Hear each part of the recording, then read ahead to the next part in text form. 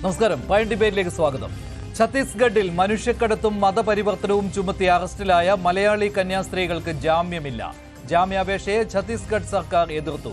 സംഘപരിവാർ സംഘടനകളുടെ പ്രതിഷേധം കനത്തതോടെ പോലീസ് വകുപ്പുകൾ ശക്തമാക്കി. പരിഗണിക്കാനുള്ള അധികാരം പോലുമില്ലെന്നായിരുന്നു കോടതി നിലപാട്. 5 ദിവസമായി ജയിലിൽ കഴിയുന്ന കന്യാസ്ത്രീകളുടെ മോചനത്തിനായി കേരളത്തിൽ ക്രൈസ്തവ സഭകൾ തെരുവിൽ. ബിഷപ്പുമാർ പോലും ക്രൈസ്തവ വേട്ട എന്നാരോപിച്ച് സമരമുഖത്ത്. പാർലമെന്റിൽ വീണ്ടും വിഷയമുന്നയിച്ച് UDF, LDF MPമാർ. കന്യാസ്ത്രീകൾ നിരപരാധികളെന്ന് പറഞ്ഞ് പിടിച്ചു നിൽക്കാൻ ശ്രമിക്കുന്ന കേരള BJPയെ പ്രതിരോധത്തിലാക്കി നീതി കിട്ടിയില്ലെങ്കിൽ ചങ്ങാത്തം വേണ്ടെന്നും നീതി ഉറപ്പാക്കിയിട്ട് ചായ കുടിക്കാമെന്നും മറുപടി നൽകി സഭാ നേതൃത്വം. കേക്കും വൈനുമായി ക്രൈസ്തവ സഭകളെയും വിശ്വാസികളെയും ഒപ്പം കൂട്ടാൻ ശ്രമിക്കുന്ന സംസ്ഥാന BJP എന്ത് മറുപടി നൽകും? ക്രൈസ്തവ വേട്ടയിൽ പങ്കില്ലെന്ന് പറഞ്ഞ് ഒഴിയാൻ കഴിയുമോ? പ്രൈം ഡിബേറ്റ് ചർച്ച ചെയ്യും.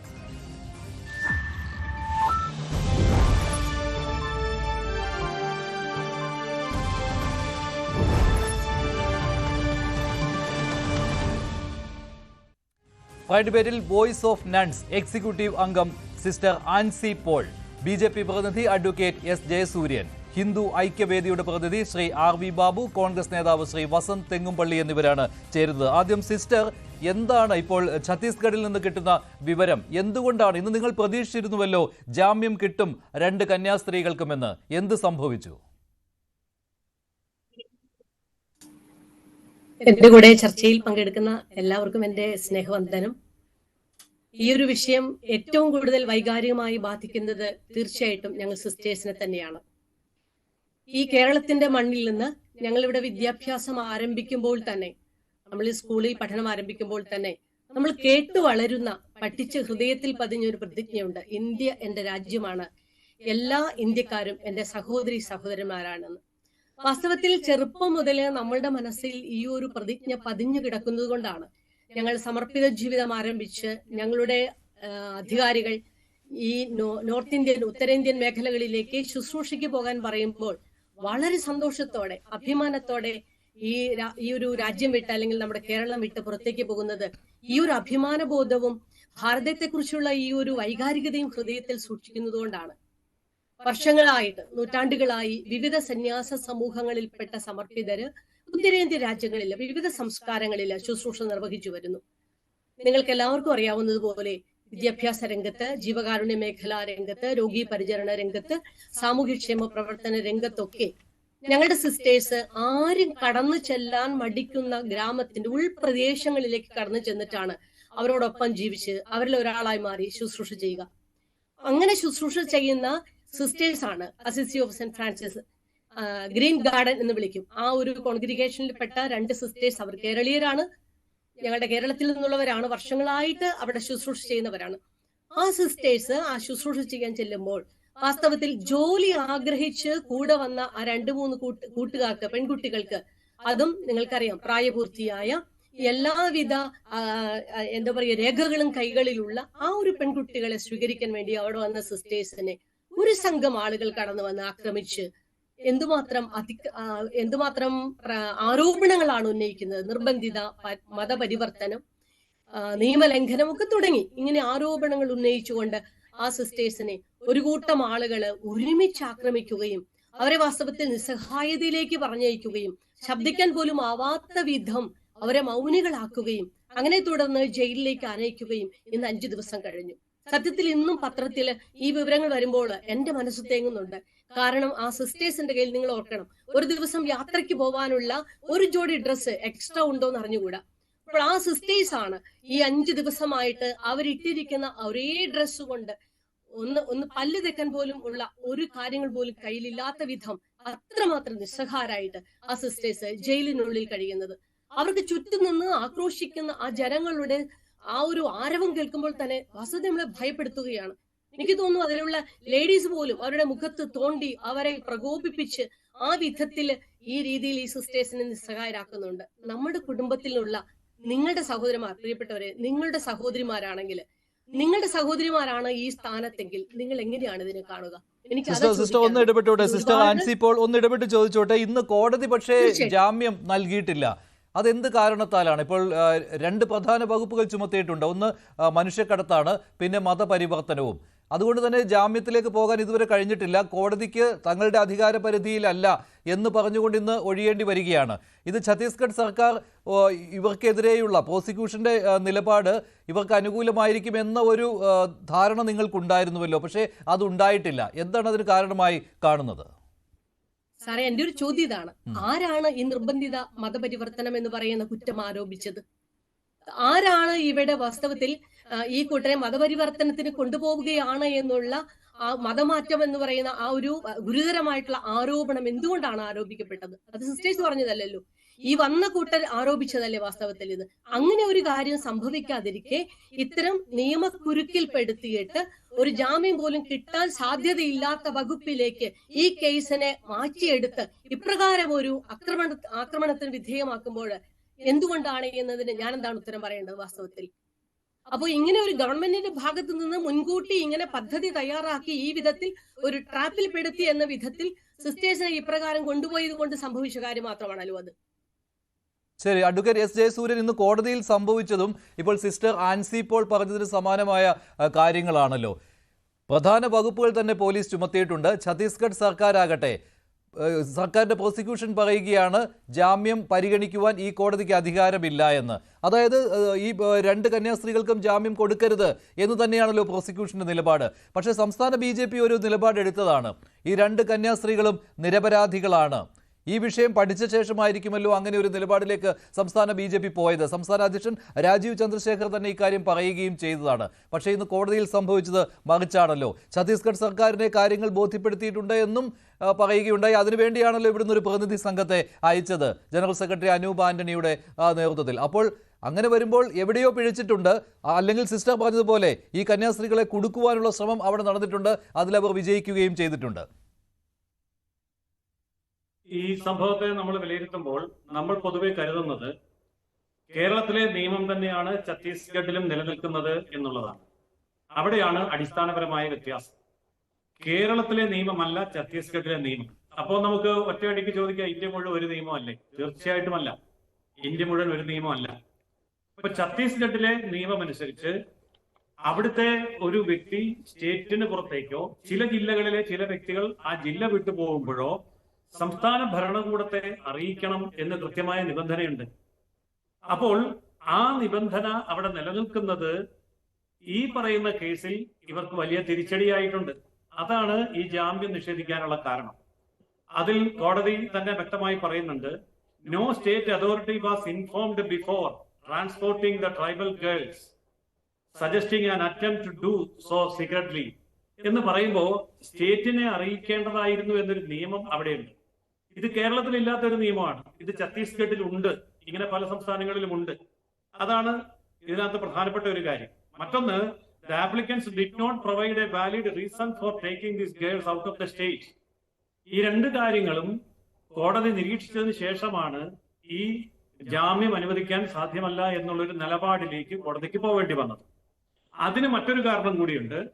അതായത് ഛത്തീസ്ഗഡിലെ നിയമമനുസരിച്ച് അവിടുത്തെ കോടതിയെ സംബന്ധിച്ചിടത്തോളം കേന്ദ്ര ഗവൺമെന്റും സംസ്ഥാന ഗവൺമെന്റും നോട്ടിഫൈ ചെയ്തിരിക്കുന്ന NIA ആക്ട് ഉണ്ട്.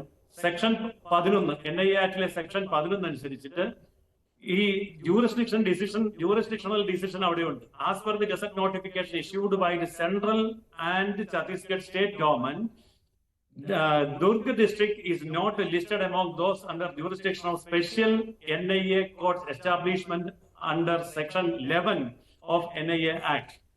ഇത്രയും കൃത്യമായി ചൂണ്ടിക്കാണിച്ചിട്ടാണ് കോടതി ജാമ്യം നിഷേധിച്ചത്. അതുകൊണ്ട് ഈ കേസ് കേൾക്കാനോ ഈ കേസ് ജാമ്യത്തിന്റെ കാര്യത്തിൽ തീരുമാനമെടുക്കാനോ ഈ കോടതിക്ക് അധികാരമില്ലാത്തത് കൊണ്ട് അതിന് നിശ്ചയിക്കപ്പെട്ട കോടതിയിലേക്ക് മാറ്റുന്നു എന്നുള്ളതാണ് കോടതി എടുത്ത നിലപാട്. കോടതിക്ക് അതിനുള്ള അധികാരമില്ല, അതാണ് കോടതി എടുത്ത നിലപാട്. ഇതൊരിക്കലും സർക്കാരിന്റെ ഒരു പ്രേരണ കൊണ്ട് ചെയ്യുന്ന കാര്യമല്ല, ആ സംസ്ഥാനത്തുള്ള നിയമമാണ്. ഇവിടെ ഒരിക്കലും കേരള BJPയോ മറ്റു BJPയോ തമ്മിൽ വ്യത്യസ്തമായിട്ടുള്ള ഒരു നിലപാടുകളുമില്ല. കേരളത്തിന്റെ BJP അധ്യക്ഷൻ ഇക്കാര്യത്തിൽ പ്രധാനമന്ത്രിയെ നേരിട്ട് കണ്ടു, ആഭ്യന്തരമന്ത്രിയെ നേരിട്ട് കണ്ടു, സംസ്ഥാന ജനറൽ സെക്രട്ടറി അങ്ങോട്ട് തന്നെ പോയി അവിടെ ചെന്ന് അവിടുത്തെ പ്രധാനപ്പെട്ട മന്ത്രിമാരെയും എല്ലാ അധികാരികളെയും കണ്ടു. മാത്രമല്ല ഈ കേസ് എത്രയും പെട്ടെന്ന് കൈകാര്യം ചെയ്യാനും ഏറ്റവും വേഗം ജാമ്യം ലഭിക്കാനും ആവശ്യമായിട്ടുള്ള പക്ഷെ അവിടെ സംഘപരിവാർ സംഘടനകൾ മറിച്ചുള്ള നിലപാടിലാണ് ശ്രീ എസ് ജയസൂര്യൻ. ഇന്ന് ആ കോടതിക്ക് വെളിയിൽ തന്നെ ബജ്രംഗ് ദൾ പ്രവർത്തകർ അട്ടഹസിക്കുകയായിരുന്നു. അവിടെ ഒരു ഉത്സവ അന്തരീക്ഷമായിരുന്നു. ഈ രണ്ട് മലയാളി കന്യാസ്ത്രീകൾക്കും ജാമ്യം കൊടുക്കരുത് എന്ന് പറഞ്ഞുകൊണ്ടായിരുന്നു അവർ അവിടെ ഒത്തുചേർന്നത്. ജാമ്യമില്ല എന്നറിഞ്ഞപ്പോൾ വലിയ സന്തോഷമായിരുന്നു ആ കോടതി പരിസരത്ത്. അപ്പോൾ അവിടെ ബജ്രംഗ് ദളിന്റെ കടുത്ത സമ്മർദ്ദം ഇക്കാര്യത്തിൽ സർക്കാരിന് മേലുണ്ട്. ഇതുകൂടി കണക്കാക്കണമല്ലോ. ഇവിടെ ഛത്തീസ്ഗഡ് മുഖ്യമന്ത്രിയെയും ആഭ്യന്തരമന്ത്രിയെയും ഒക്കെ ഇവിടെ നിന്ന് പോയ BJPയുടെ പ്രതിനിധി കണ്ടു എന്നാണല്ലോ. പക്ഷെ അതുകൊണ്ടൊന്നും ഒരു കാര്യവും ഉണ്ടായിട്ടില്ല. അതുകൊണ്ടാണ് സംസ്ഥാന BJP ഇവിടെ വെട്ടിലാകുന്നു എന്ന കാര്യത്തിൽ സംശയമില്ല. കാരണം ക്രൈസ്തവ സഭകളെയും വിശ്വാസികളെയും ഒപ്പം കൂട്ടുവാനുള്ള ഒരു ശ്രമം നടക്കുന്നുണ്ടല്ലോ സമീപകാലത്തായി BJPയുടെ ഭാഗത്ത് നിന്ന്. അതുകൂടി ഇവിടെ ചോദ്യം ചെയ്യപ്പെടുകയാണ്. നിങ്ങൾക്ക് ക്രൈസ്തവ സ്നേഹം ഈ വെളിയിൽ മാത്രമേ ഉള്ളൂ, അത് കാപട്യമാണല്ലോ എന്ന്. അല്ല, അതിന്റെ ഉത്തരമാണ് ഞാനിപ്പോൾ പറഞ്ഞു കഴിഞ്ഞത്. BJPയെ സംബന്ധിച്ചിടത്തോളം BJPയുടെ സ്റ്റാൻഡ് വളരെ വ്യക്തമാണ്. അത് കൃത്യമായിട്ട് സംസ്ഥാന അധ്യക്ഷനും ജനറൽ സെക്രട്ടറിയും വ്യക്തമാക്കുകയും ചെയ്തിട്ടുണ്ട്. അതിന്റെ അടിസ്ഥാനത്തിലാണ് അവിടെ പോയി പ്രധാനമന്ത്രി അടക്കമുള്ള ആൾക്കാരെ കണ്ട് അതിനുള്ള നീക്കങ്ങൾ നടത്തിക്കൊണ്ടുവരിക്കുന്നത്. കേരളത്തെ സംബന്ധിച്ചിടത്തോളം BJPയുടെ അഭിപ്രായമാണ് എനിക്ക് പറയാൻ കഴിയുക. മറ്റേതെങ്കിലും ഒരു വിവിധ ക്ഷേത്രത്തിന്റെയോ സംഘപരിവാർ സംഘടനയുടെ അഭിപ്രായം പറയുന്നത് ഞാനല്ല. കാരണം ഞാൻ BJPയുടെ മാത്രം വക്താവാണ്. പക്ഷേ അഡ്വക്കേറ്റ് ജയസൂര്യൻ, രാജീവ് ചന്ദ്രശേഖർ പറഞ്ഞതിനെ താങ്കൾ പൂർണ്ണമായിട്ടും ഓൺ ചെയ്യുകയാണ്. ഈ രണ്ട് കന്യാസ്ത്രീകളും കുറ്റക്കാരല്ല, നിരപരാധികളാണ്. അവിടെ ചില തെറ്റിദ്ധാരണയാണ് ഉണ്ടായിരിക്കുന്നത് എന്ന കാര്യം അല്ലേ?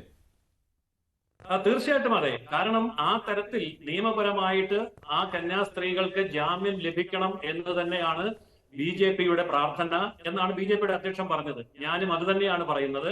കാരണമുണ്ട്, വളരെ വ്യക്തമായിട്ട് ഞാൻ പറയാം. ഇതിപ്പോൾ സമരവും ഇപ്പം കേരളത്തിൽ നിന്ന് അങ്ങോട്ട് ഇറക്കുമതി ചെയ്ത അല്ലെങ്കിൽ കയറ്റുമതി ചെയ്ത സമരമൊക്കെയാണ് അവിടെ നടക്കുന്നത്. മാധ്യമങ്ങൾ ഇവിടെ തൃശ്ശൂരിൽ ഇതേ സംഭവം ഉണ്ടായി. തൃശ്ശൂരിലും 2 കന്യാസ്ത്രീകൾ, അതുപോലെ 3 പെൺകുട്ടികൾ, ഇതുപോലെ ഒരു പരാതി കേസ് ഒക്കെ ഉണ്ടായല്ലോ. അപ്പോ ആ സംഭവം കേരളത്തിൽ ഇന്നലെയാണ് ആ കേസിൽ നിന്ന് കന്യാസ്ത്രീകള് വിമുക്തമായത്. അപ്പോൾ കേരളത്തിൽ ഇതേ സംഭവമാണ് ഉണ്ടായി. ഇതേ ഛത്തീസ്ഗഡിൽ നിന്നും ഇതേ 3 പെൺകുട്ടികളെ 2 കന്യാസ്ത്രീകൾ തൃശൂർ റെയിൽവേ സ്റ്റേഷനിൽ കൊണ്ടുവന്നിറക്കുമ്പോൾ ആ സംഭവം കേസായി. ആ കേസ് നടക്കുന്നത് ഈ കഴിഞ്ഞ 2-3 വർഷങ്ങളായി തുടരുകയാണ്. ഇന്നലെയാണ് ആ കന്യാസ്ത്രീകളെ കുറ്റവിമുക്തരാക്കിയത്. യാതൊരു സമരവും ഇവിടെ ഉണ്ടായില്ലല്ലോ, ഒരു പ്രതിഷേധവും ഒരു ചാനൽ ചർച്ച ഉണ്ടായില്ലല്ലോ, പത്രവാർത്ത പോലും ഉണ്ടായില്ലല്ലോ. ഇത് മാത്രമല്ല, ഇതേ ഛത്തീസ്ഗഡിൽ 2021 ഡിസംബർ 21 5 ക്രിസ്ത്യൻ പുരോഹിതന്മാർക്കെതിരെ കേസുണ്ടായി. അപ്പോൾ ആ കേസൊക്കെ നടക്കുന്ന കാലത്ത് അതും വാർത്തയല്ല, അതും ചർച്ചയല്ല. അന്ന് കോൺഗ്രസ് ആണ് ഭരിക്കുന്നത്. അപ്പോൾ അന്ന് കോൺഗ്രസ് ഭരിക്കുന്നത് കൊണ്ട് അത് വാർത്തയല്ല.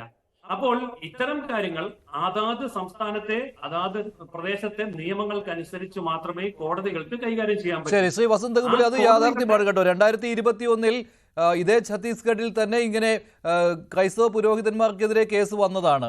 അന്ന് കോൺഗ്രസ് ആയിരുന്നു അവിടെ ഭരിച്ചുകൊണ്ടിരുന്നത്. അതുപോലെ തന്നെ ജയസൂര്യൻ പറഞ്ഞ ആദ്യത്തെ ഉദാഹരണം തൃശ്ശൂരിൽ കന്യാസ്ത്രീകൾക്കെതിരെ കേസെടുത്തതാണ്, പ്രായപൂർത്തിയാകാത്ത കുട്ടികളെ ഇങ്ങോട്ട് കൊണ്ടുവന്നതിന്.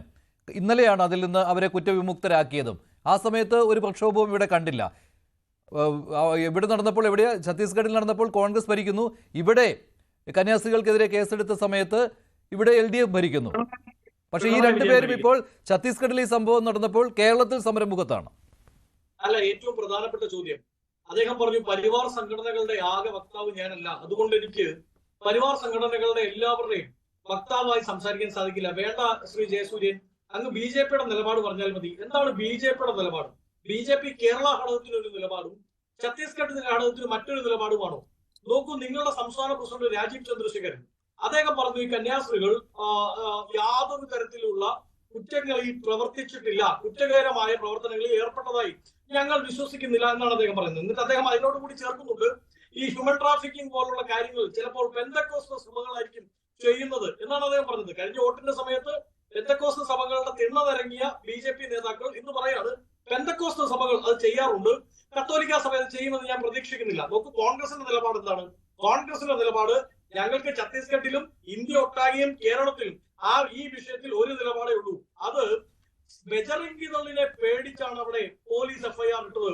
ബജറംഗി ദൾ എഴുതി കൊടുത്ത പറഞ്ഞു കൊടുത്തപടി പറഞ്ഞ സെക്ഷനുകൾ ഇട്ടാണ് അവിടെ പോലീസ് കേസെടുത്തത് എന്നുള്ളതാണ്. നോക്കൂ, ഛത്തീസ്ഗഡുമായി ബന്ധപ്പെട്ട് ഇപ്പോ ഈ വിഷയത്തിൽ ഏതൊക്കെ വകുപ്പുകളാണ്? ഒന്ന് ആന്റി കൺവർഷൻ ലോ, രണ്ട് ആന്റി ഹ്യൂമൻ ട്രാഫിക്കിംഗ് ലോ. ഈ രണ്ട് കാര്യങ്ങളാണ് അവരവിടെ ഇൻസേർട്ട് ചെയ്തിരിക്കുന്നത്. എന്നിട്ട് അവർ പറയുകയാണ്, കൈ ഇതാ ഇങ്ങനെ മലർത്തി കാണിച്ചിട്ട് പറയും, ഇത് കോടതിയുടെ മുമ്പിലല്ലേ, ഞങ്ങൾക്കൊന്നും ചെയ്യാൻ പറ്റില്ല. ശ്രീ ജയസൂര്യൻ, ഈ വിഷയം കോടതി ആദ്യം പരിഗണിക്കുമ്പോൾ നിങ്ങളോട് പോലീസ് കേസ് ഡയറി ആവശ്യപ്പെട്ടിട്ട് എത്ര ദിവസം കഴിഞ്ഞു? എന്തുകൊണ്ടാണ് നിങ്ങളുടെ പോലീസ് കേസ് ഡയറി സമർപ്പിക്കാത്തത്? എന്തുകൊണ്ടാണ് നിങ്ങളുടെ സർക്കാരിന്റെ അഭിഭാഷകൻ ഈ സ്ത്രീകൾക്ക് അനുകൂലമായി, അതായത് സംസ്ഥാന BJP നേതാക്കൾ ആകെ പറയുന്നത് പോലെ ഇതൊരു തെറ്റിദ്ധാരണയുടെ പുറത്ത്, ഒരു മിസ് കമ്മ്യൂണിക്കേഷന്റെ പുറത്ത്, ഒരു മിസ്അണ്ടർസ്റ്റാൻഡിങ്ങിന്റെ പുറത്തെടുത്ത കേസാണെങ്കിൽ എന്തുകൊണ്ടാണ് നിങ്ങളുടെ സർക്കാർ അഭിഭാഷകൻ അവർക്ക് കിട്ടുന്ന ഈ പറയപ്പെടുന്ന ജാമ്യത്തെ എതിർക്കുന്നത്? എന്തുകൊണ്ടാണ് ഇത് ഈ കോടതിയല്ല പരിഗണിക്കേണ്ടത്? അതായത് ജാമ്യം കിട്ടാൻ സാധ്യത ഉണ്ട് എന്ന് തോന്നുമ്പോൾ ജാമ്യം പരിഗണിക്കേണ്ടത് ഈ കോടതിയല്ല, മറിച്ച് ഇത് ഹ്യൂമൻ ട്രാഫിക്കിംഗുമായി ബന്ധപ്പെട്ട വിഷയമാണ്. അതിൽ സുപ്രീം കോടതിയുടെ 2024 കൃത്യമായ വിധിയുണ്ട്. അതിന്റെ ജൂറിസ്ഡിക്ഷൻ NIA കോടതിക്കാണ്. അതുകൊണ്ട് NIA കോടതി പരിഗണിക്കട്ടെ എന്ന് പറഞ്ഞ് വെച്ച് താമസിപ്പിക്കാൻ നിങ്ങളുടെ സർക്കാർ അഭിഭാഷകനും സർക്കാരും ശ്രമിക്കുന്നത് എന്തുകൊണ്ടാണ്? നിങ്ങളുടെ താമര ചിഹ്നത്തിൽ ജയിച്ചു വന്ന കേരള BJP ഘടകം വേറെയാണോ എന്ന് എനിക്കറിയില്ല. നിങ്ങളുടെ താമര ചിഹ്നത്തിൽ ജയിച്ചു വന്ന ഛത്തീസ്ഗഡ് മുഖ്യമന്ത്രി നേരിട്ട് ഈ വിഷയത്തിന് ശേഷം പറയുന്നത് ഹ്യൂമൻ ട്രാഫിക്കിംഗ്, അതായത് മനുഷ്യക്കടത്ത്, ആ മനുഷ്യക്കടത്ത് എന്റെ സംസ്ഥാനത്ത് അനുവദിക്കില്ല. മനുഷ്യക്കടത്തുമായി ബന്ധപ്പെട്ട്, സ്ത്രീകളുടെ വിഷയവുമായി ബന്ധപ്പെട്ട് ഞാൻ ഒന്നാമത് ആക്ഷൻ എടുക്കുന്ന ആളാണ്, അത്തരത്തിലൊരു ആക്ഷനാണ് ഇത് എന്ന് എങ്ങനെയാണ് നിങ്ങളുടെ മുഖ്യമന്ത്രിക്ക്, BJP-കാരനായ മുഖ്യമന്ത്രിക്ക് പറയാൻ സാധിക്കുന്നത്? എങ്ങനെയാണ് റെയിൽവേ TTR-ന് ഈ പറയുന്ന ബജറംഗ് അവിടേക്ക് വിളിക്കാൻ സാധിക്കുന്നത്? എങ്ങനെയാണ് പോലീസ് കസ്റ്റഡിയിലുള്ള പ്രതികൾ, ഞാൻ പ്രതികൾ എന്ന് പറയാണ്, കാര്യം നിങ്ങളുടെ FIR പ്രകാരം അവർ പ്രതികളാണ്, പോലീസ് കസ്റ്റഡിയിലുള്ള പ്രതികളുടെ നേരെ ആക്രോശിക്കാൻ, എടുത്തു ചാടാൻ, കൈ ഉയർത്താൻ, അടിക്കുമെന്ന് ഭീഷണിപ്പെടുത്താൻ നിങ്ങളുടെ ബജറംഗ് നേതാക്കൾക്ക് സാധിക്കുന്നത് എങ്ങനെയാണ്? അതിന്റെ പിറ്റേ ദിവസം കേരളത്തിലെ BJP-യുടെ പ്രസിഡന്റ് രാജീവ് ചന്ദ്രശേഖരൻ അടക്കമുള്ളവർ കൃത്യമായ നിലപാട് പറഞ്ഞ ശേഷവും നിങ്ങളുടെ സംസ്ഥാന ജനറൽ സെക്രട്ടറിമാർ, നിങ്ങൾ പേര് തിരഞ്ഞ് രണ്ടുപേരെ പറഞ്ഞു വിട്ടല്ലോ, ക്രിസ്ത്യൻ നാമധാരികളായ രണ്ടുപേരെ തെരഞ്ഞു വിട്ടല്ലോ, ഒരാൾ അനൂപ് ആന്റണിയും ഒരാൾ ഷോൺ ജോർജും. ആ ജോർജും ആന്റണിയും ഉള്ളതുകൊണ്ട് നിങ്ങൾ പറഞ്ഞു വിട്ടു. ഈ രണ്ടുപേരും നിലപാട് പറയാൻ വേണ്ടി, ഈ രണ്ടുപേരും നിലപാട് പറയുകയും അതിൽ ഒരാൾ നേരിട്ട് വന്ന് മുഖ്യമന്ത്രിയെ കണ്ട ശേഷവും ഈ ബജറംഗ് ദളിന്റെ, അതായത് പരിവാർ സംഘടനകളെല്ലാം വിവിധ സംഘടനകളാണ് എന്നൊക്കെ പറഞ്ഞാൽ പച്ചവെള്ളം ചവച്ചരിച്ചു കുടിക്കുന്നത് പോലെ ആരും വിശ്വസിക്കുമെന്ന് ജയസൂര്യൻ വിശ്വസിക്കേണ്ട. നിങ്ങളുടെ സംസ്ഥാന നേതൃത്വം കൃത്യമായ നിലപാട് പറഞ്ഞ ശേഷവും ഈ സ്ത്രീ, ബജറംഗ് ദളിന്റെ സ്ത്രീ പറയാണ്, എന്ത് ഏതറ്റം വരെയും പോകും, അവർ ഏത് വിധേനയും കൈകാര്യം ചെയ്യും, കൈ വെച്ചെങ്കിൽ എനിക്ക് അതിൽ അതിശയമില്ല എന്ന്. നോക്കൂ, നിങ്ങളുടെ പോലീസ് FIR-ൽ നിങ്ങളുടെ സംസ്ഥാന സർക്കാർ ഭരിക്കുന്ന, നിങ്ങളുടെ സംസ്ഥാനത്തെ മുഖ്യമന്ത്രി നിയന്ത്രിക്കുന്ന, നിങ്ങളുടെ ആഭ്യന്തരമന്ത്രി നിയന്ത്രിക്കുന്ന പോലീസ് FIR-ൽ ഇവർ നടത്തിയത് ഹ്യൂമൻ ട്രാഫിക്കിങ്ങും ആന്റി കൺവർഷൻ, അത് ഈ പറയുന്ന മത പരിവർത്തനവുമായി ബന്ധപ്പെട്ടുള്ള രാജ്യദ്രോഹ കുറ്റങ്ങളാണ് എന്ന് സ്ഥാപിക്കുകയും അത് പറയാൻ വേണ്ടി സർക്കാർ ചിലവിൽ അഭിഭാഷകനെ കോടതിയിൽ വിടുകയും ചെയ്തിട്ട് ഇവിടെ ഇരുന്ന് മാധ്യമങ്ങളുടെ മുമ്പിൽ നിങ്ങൾ പോരാട്ട് നാടകം കളിക്കുകയാണ്. ശരിയാണ്. ഇവിടുത്തെ BJP-ക്ക് അതിനകത്ത് ഒന്നും ചെയ്യാൻ സാധിക്കുകയില്ല. കാരണം അവിടുത്തെ നിയമം അനുസരിച്ച് മാത്രമാണ് അവിടെ കാര്യങ്ങൾ ചെയ്യുന്നത്. അതാണ് ഞാൻ ആദ്യം ചോദിച്ച കാര്യം. കോൺഗ്രസ് ഭരിക്കുന്ന കാലത്തും ഇത് തന്നെയായിരുന്നു ഛത്തീസ്ഗഡിൽ നടന്നു വന്നിരുന്നത്, ശ്രീ വസന്ത് തെങ്ങുംപള്ളി. അപ്പോൾ നിങ്ങൾ കാണിക്കുന്നതും ഇത് തന്നെയാണ്. സഭകൾ മാത്രമാണ് ഇതിൽ കൃത്യമായിട്ടൊരു നിലപാട് പറഞ്ഞുകൊണ്ട്, സഭകൾ ഇപ്പോൾ BJP-ക്കെതിരെ മാത്രമല്ല, ഇപ്പോൾ ആരാണോ ഞങ്ങളെ സഹായിക്കുന്നത് എന്നുള്ള കാര്യം സഭകൾക്കും സഭാ നേതൃത്വത്തിനും മനസ്സിലാക്കാൻ കഴിഞ്ഞിട്ടുണ്ടാവും. നിങ്ങളും മുൻപ് കാണിച്ചിട്ടുള്ളത് ഇതേ കാര്യം തന്നെയാണ് ഛത്തീസ്ഗഡിൽ. ഇവിടെ കേരളത്തിൽ തൃശ്ശൂരിലെ സംഭവം എടുത്തു പറഞ്ഞപ്പോൾ LDF സർക്കാരിൻ്റെ കാലത്താണ് കേസെടുത്തത്, ഇന്നലെയാണ് കുറ്റവിമുക്തനാക്കിയത്. ഇതുകൊണ്ട് അപ്പോൾ എല്ലാവരും ഇതിൽ രാഷ്ട്രീയ നേട്ടത്തിന് ശ്രമിക്കുന്നു. പാവം കന്യാസ്ത്രീകൾ അവിടെ ജയിലിൽ കഴിയുന്നു, സഭാ നേതൃത്വം, ബിഷപ്പുമാർ ഉൾപ്പെടെ തെരുവിൽ നീതിക്ക് വേണ്ടി കേഴുന്നു. ഇതാണിപ്പോൾ സംഭവിക്കുന്നത്. ശ്രീ RV ബാബു, ഇവിടെ BJP ഒരു നിലപാടെടുത്തിട്ടുണ്ട്. ആ കന്യാസ്ത്രീകൾ നിരപരാധികളാണ്, അവർക്കെതിരെ ചുമത്തിയിരിക്കുന്ന വകുപ്പുകൾ അത് ശരിയല്ല, അത് തെറ്റിദ്ധാരണ കാരണം ഉണ്ടായതാണ് എന്ന്. ഹിന്ദു ഐക്യവേദി ഇതിനോട് യോജിക്കുന്നുണ്ടോ?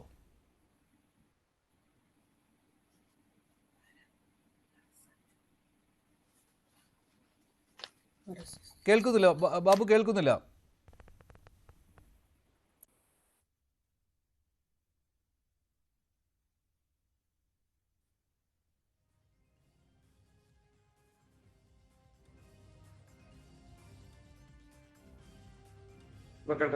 കേൾക്കാം. അന്യമായിട്ടേ ഈ കേസിനെ കുറിച്ച് ഏത് കേസായാലും ആ കേസിനെ സംബന്ധിച്ച് നമ്മൾ പഠിക്കുമ്പോൾ എന്താണ് നമുക്ക് മനസ്സിലാക്കാൻ സാധിക്കുക? ഒരു പ്രതിയാക്കപ്പെട്ട ആളുകൾ, അവര് പ്രതിയല്ല, അവർ നിരപരാധികളാണ് എന്ന് പറയേണ്ടത് പുറത്തുള്ളവരാണ്. പുറത്തുള്ളവർക്ക് ആ കക്ഷികളോട് ചേർന്ന് നിൽക്കുന്നവർക്ക് അവരുടെ ബന്ധുക്കൾക്ക് അല്ലെങ്കിൽ അവരെ പിന്തുണയ്ക്കുന്നവർക്കൊക്കെ പറയാം. പക്ഷേ സർക്കാരിനോ പോലീസിനോ അങ്ങനെ ഒരു നിലപാടെടുക്കാൻ സാധിക്കും. സർക്കാരും പോലീസും കേസ് അന്വേഷിച്ച് അതിന്റെ അന്തിമഘട്ടത്തിലാണ് അവർ നിരപരാധികളാണോ അപരാധികളാണോ ഒക്കെ പറയേണ്ടത്. അതിനു മുൻപേ തന്നെ ജമ്പിംഗ് ടു ദ കൺക്ലൂഷൻ എന്ന് പറയുന്ന പോലെ ഇവർ നിരപരാധികളാണ് എന്ന് പറഞ്ഞിട്ട് എങ്ങനെയാണ് ഒരാൾക്ക് നിഗമനത്തിലെത്താൻ പറ്റുക? അങ്ങനെ ഒരു നിഗമനത്തിലെത്തുന്നത് തെറ്റാണ്. ഇതാണ് ഞങ്ങൾ പറയുന്നത്. അവിടെ നിരപരാധികളാണോ അപരാധികളാണോ എന്ന് പറയുന്നത് കോടതിയാണ്, അന്വേഷണ ഉദ്യോഗസ്ഥന്മാരാണ്. ഇവിടെ ഈ കേസ് എങ്ങനെയാണ് ഉരുത്തിരിഞ്ഞു? ഇവിടെ നേരത്തെ സിസ്റ്ററൊക്കെ പറഞ്ഞു ഒരു പച്ചവെള്ളം ചവച്ചു കുടിക്കുന്ന പാവങ്ങളാണെന്നൊക്കെ പറഞ്ഞു. ഈ കുട്ടികൾ ഈ റെയിൽവേ സ്റ്റേഷനിൽ വരുമ്പോൾ അവരുടെ കയ്യിൽ യാതൊരു ഐഡി ഉണ്ടായിരുന്നില്ല. അവരാരാണ്? ആ കുട്ടികൾ ആരാണ്? അവരെവിടെ നിന്ന് വന്നു? അവർക്ക് പ്രത്യേക ഐഡന്റിറ്റി കാർഡ് ഉണ്ടായിരുന്നോ? അവരെ കൊണ്ടുവന്ന് വിട്ടതാരാണ്? അതിനെ സംബന്ധിച്ച് വിരുദ്ധ മൊഴിയില്ലേ? പെൺകുട്ടികൾക്ക് തന്നെ വിരുദ്ധ മൊഴികൾ ഉണ്ടായില്ലേ? അപ്പൊ തികച്ചും സംശയാസ്പദമായ രീതിയിൽ ഇത്തരത്തിലുള്ള ഒരു സംഭവം നടക്കുന്നത്. നിയമമുണ്ട്, 2013 പാസാക്കിയ നിയമമാണ്. ആ നിയമം എന്താണ്? ആ നിയമം Chhattisgarh private placement agency act 2013 ഒരു ആക്ടാണ്. ആ ആക്ടിൽ കൃത്യമായിട്ട് ഛത്തീസ്ഗഡിൽ നിന്നും പുറത്തേക്ക് എംപ്ലോയ്മെന്റിനോ മറ്റോ രീതിയിൽ കൊണ്ടുപോകാൻ, അത് വ്യക്തികൾ കൊണ്ടുപോയാലും ഏജൻസി കൊണ്ടുപോകുമ്പോഴും കൃത്യമായിട്ട് അതിനകത്ത് ഏജൻസിക്കാണെങ്കിൽ ലൈസൻസ് വേണം. അതിൽ കൺട്രോളിംഗ് അതോറിറ്റി ഉണ്ട്, കൺട്രോളിംഗ് അതോറിറ്റി അറിയിക്കണം. യാതൊരു പ്രൊസീജിയറും പാലിക്കാതെ 3 പെൺകുട്ടികളെ കൊണ്ടുപോകാം. അവരാണെങ്കിലോ ഹിന്ദുക്കളാണ് പേരിൽ, അവരുടെ പേരിൽ ഹിന്ദുക്കൾ, അവര് ഇരിക്കുന്നു, അവർ വിട്ടിരിക്കുന്നു. അങ്ങനെ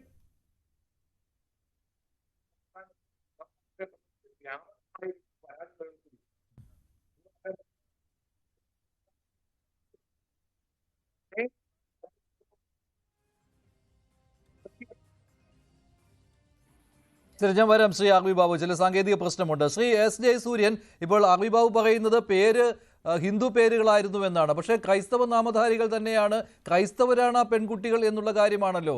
അത് പിന്നീട് അല്ല, സിസ്റ്റർക്ക് കൂടുതൽ വിശദമായിട്ട് പറയാൻ കഴിഞ്ഞേക്കും. സിസ്റ്റർ, ഈ ആർ വി ബാബു പറഞ്ഞതിൽ എന്തെങ്കിലും വാസ്തവമുണ്ടോ? പേരുകളുടെ കാര്യത്തിൽ നമുക്ക് സംശയിക്കേണ്ട കാര്യമില്ല. ഇപ്പോ കന്യാകുമാരി ബിഷപ്പ്, അങ്ങനെ ചില ബിഷപ്പുമാരുടെ പേര് നാരായണസ്വാമി എന്നൊക്കെയാണ്. അപ്പോ നാരായണസ്വാമി എന്ന പേരുള്ള ബിഷപ്പ് വരെയുണ്ട്. അപ്പൊ പേര് വെച്ചുകൊണ്ട് ഒരാൾ ഹിന്ദുവാണോ ക്രിസ്ത്യാനിയാണോ എന്ന് നമുക്ക് തീരുമാനിക്കാൻ പറ്റില്ല. സിസ്റ്റർ പറയട്ടെ, അല്ല അവർ ക്രൈസ്തവരാണോ എന്നുള്ള കാര്യം. സാറേ, കൃത്യമായിട്ട് ഞാനിപ്പം അദ്ദേഹം പറഞ്ഞ അതേ കാര്യം പറഞ്ഞത് ആരംഭിക്കാൻ തുടങ്ങിയതാണ്. പേര് വെച്ച് നമുക്ക് എങ്ങനെയാണ് ഒരാളുടെ ഐഡന്റിറ്റി നിശ്ചയിക്കുക? ഇന്നത്തെ കാലഘട്ടത്തില് പേരുകൾ വ്യത്യസ്തമായിട്ടാണ്. അവരവർക്ക് ഇഷ്ടമുള്ള പേരുകൾ. സോറി, എന്തോ മതം? സാറേ, അവര് വർഷങ്ങളായിട്ട് ക്രൈസ്തവരായിട്ട് വിശ്വാസത്തോടെ ജീവിക്കുന്ന ആളുകളാണ്. അവര് മതം മാറിയതാണോ എന്നുള്ളതല്ല സാർ പറയുന്നത്. എനിക്ക് ക്ലിയർ അല്ല. ക്രിസ്ത്യാനികളായി ജീവിച്ചു എന്ന് പറഞ്ഞാൽ ക്രിസ്ത്യാനിയാണ് എന്ന് ലീഗലി തെളിയിക്കാൻ പറ്റുമോ? സാറേ, അവരുടെ കയ്യിൽ സർട്ടിഫിക്കറ്റ്, തീർച്ചയായിട്ടും ക്രിസ്ത്യാനികളാണ് അവര്. അവരുടെ പാരന്റ്സ് ക്രിസ്ത്യാനികളാണ്. അവര് ക്രിസ്ത്യൻസ് ഫാമിലിയിൽ നിന്നുള്ളവരാണ് വന്നിട്ടുള്ളവര്. സാറ് പറയുന്ന ഒരു പക്ഷേ നമ്മുടെ ടെക്നിക്കലി എന്തെങ്കിലും എറാൻ തോന്നുന്നു. ശരിയാണ്. അതിനൊന്ന് ക്ലാരിഫിക്കേഷൻ വരുത്തൂ സിസ്റ്റർ. എങ്ങനെയാണ് ഇതിപ്പോൾ പറയുന്നുണ്ട്? ഇപ്പോൾ നേരത്തെയും ഹിന്ദു ഐക്യവേദി ഇത് പറഞ്ഞിരുന്നു, അവർ ക്രൈസ്തവരല്ല എന്നുള്ള കാര്യം. അതിനുള്ള തെളിവുകൾ എന്താണ്? ഈ മതപരിവർത്തനത്തിന്റെ പരിധിയിൽ വരുന്നതാണ് എന്നാണ് ഇവരുടെ വാദം. അതിനുള്ള മറുപടി പറയൂ സിസ്റ്റർ ആൻസി പോൾ. സാറേ, ഒരാള് ക്രിസ്ത്യാനി, ഞാനൊരു ക്രിസ്ത്യാനി എന്ന് പറയുന്നത് ഞാൻ എൻ്റെ വിശ്വാസം സ്വീകരിച്ചു കഴിയുമ്പോഴാണ്, മാമോദിസ സ്വീകരിച്ചു കഴിയുമ്പോഴാണ്. അതൊരു പക്ഷേ എൻ്റെ പാരന്റ്സ്, അതിന്റെ പൂർവികർ അങ്ങനെ വരുന്നു. ഇനി ഈ കാലഘട്ടത്തിൽ എനിക്ക് പോലും, ഞാനിപ്പോൾ വേറൊരു മതത്തിൽപ്പെട്ട ഒരാളാണെങ്കിൽ നമ്മുടെ ഇന്ത്യൻ ഭരണഘടനയുടെ ആർട്ടിക്കിൾ അനുസരിച്ച് നമ്മൾക്ക് ഏതു സമയത്തും നമുക്കൊരു മതം വിശ്വാസം സ്വീകരിക്കുവാനുള്ള സ്വാതന്ത്ര്യമുണ്ട്. അപ്പോൾ ആ രീതിയിൽ നമ്മൾ ചിന്തിച്ചു കഴിഞ്ഞാൽ ഇവരുടെ കാലയളവ് എനിക്ക് നിശ്ചയമില്ല. തീർച്ചയായിട്ടും ഞാനിവിടെ ഏത് വിശ്വാസവും സ്വീകരിക്കാം, പക്ഷേ ലീഗലി അത് തെളിയിക്കണമെങ്കിൽ മതം, അതുകൊണ്ടാണല്ലോ മതത്തിന് പ്രത്യേക രീതിയിലുള്ള പ്രൊസീജിയർ ഉള്ളത്. ഓക്കെ സാർ, അതിനാണ് ഞങ്ങളുടെ ഇൻഡിവിജ്വലായിട്ട് എനിക്ക് ക്രിസ്തുവിൽ വിശ്വസിക്കാം, അല്ലെങ്കിൽ എനിക്ക് ഇസ്ലാമിൽ വിശ്വസിക്കാം. പക്ഷേ നിയമപരമായി അത് തെളിയിക്കാൻ അതിനുള്ള, അതുകൊണ്ട് നിയമപരമായിട്ട് തെളിയിക്കാൻ കഴിഞ്ഞിട്ടില്ല എന്ന് നിയമപരമായി തെളിയിക്കപ്പെടേണ്ടത് ഞങ്ങളുടെ ബാപ്റ്റിസം സർട്ടിഫിക്കറ്റ് വെച്ചുകൊണ്ടാണ്. തീർച്ചയായിട്ടും അത് ആവശ്യപ്പെട്ടാൽ ഉറപ്പായിട്ടും അവർ ബാപ്റ്റിസം സർട്ടിഫിക്കറ്റ് അവർ നൽകുമല്ലോ. ഇപ്പൊ നമ്മൾ നേരത്തെ പറഞ്ഞു, ഞങ്ങളുടെ തന്നെ, ഞാൻ SH കോൺഗ്രിഗേഷനിലാണ്, ഞങ്ങളുടെ തന്നെ സിസ്റ്റേഴ്സ് ജാൻസിയിൽ വെച്ച് ഇതുപോലെ തന്നെ ട്രെയിനിൽ വെച്ച് 4 പേര് ഇതേപോലെ തന്നെ ഈ പ്രവർത്തകര് 4 വർഷം മുൻപ് ഇതേപോലെ അവർ ആക്രമിക്കപ്പെട്ടു.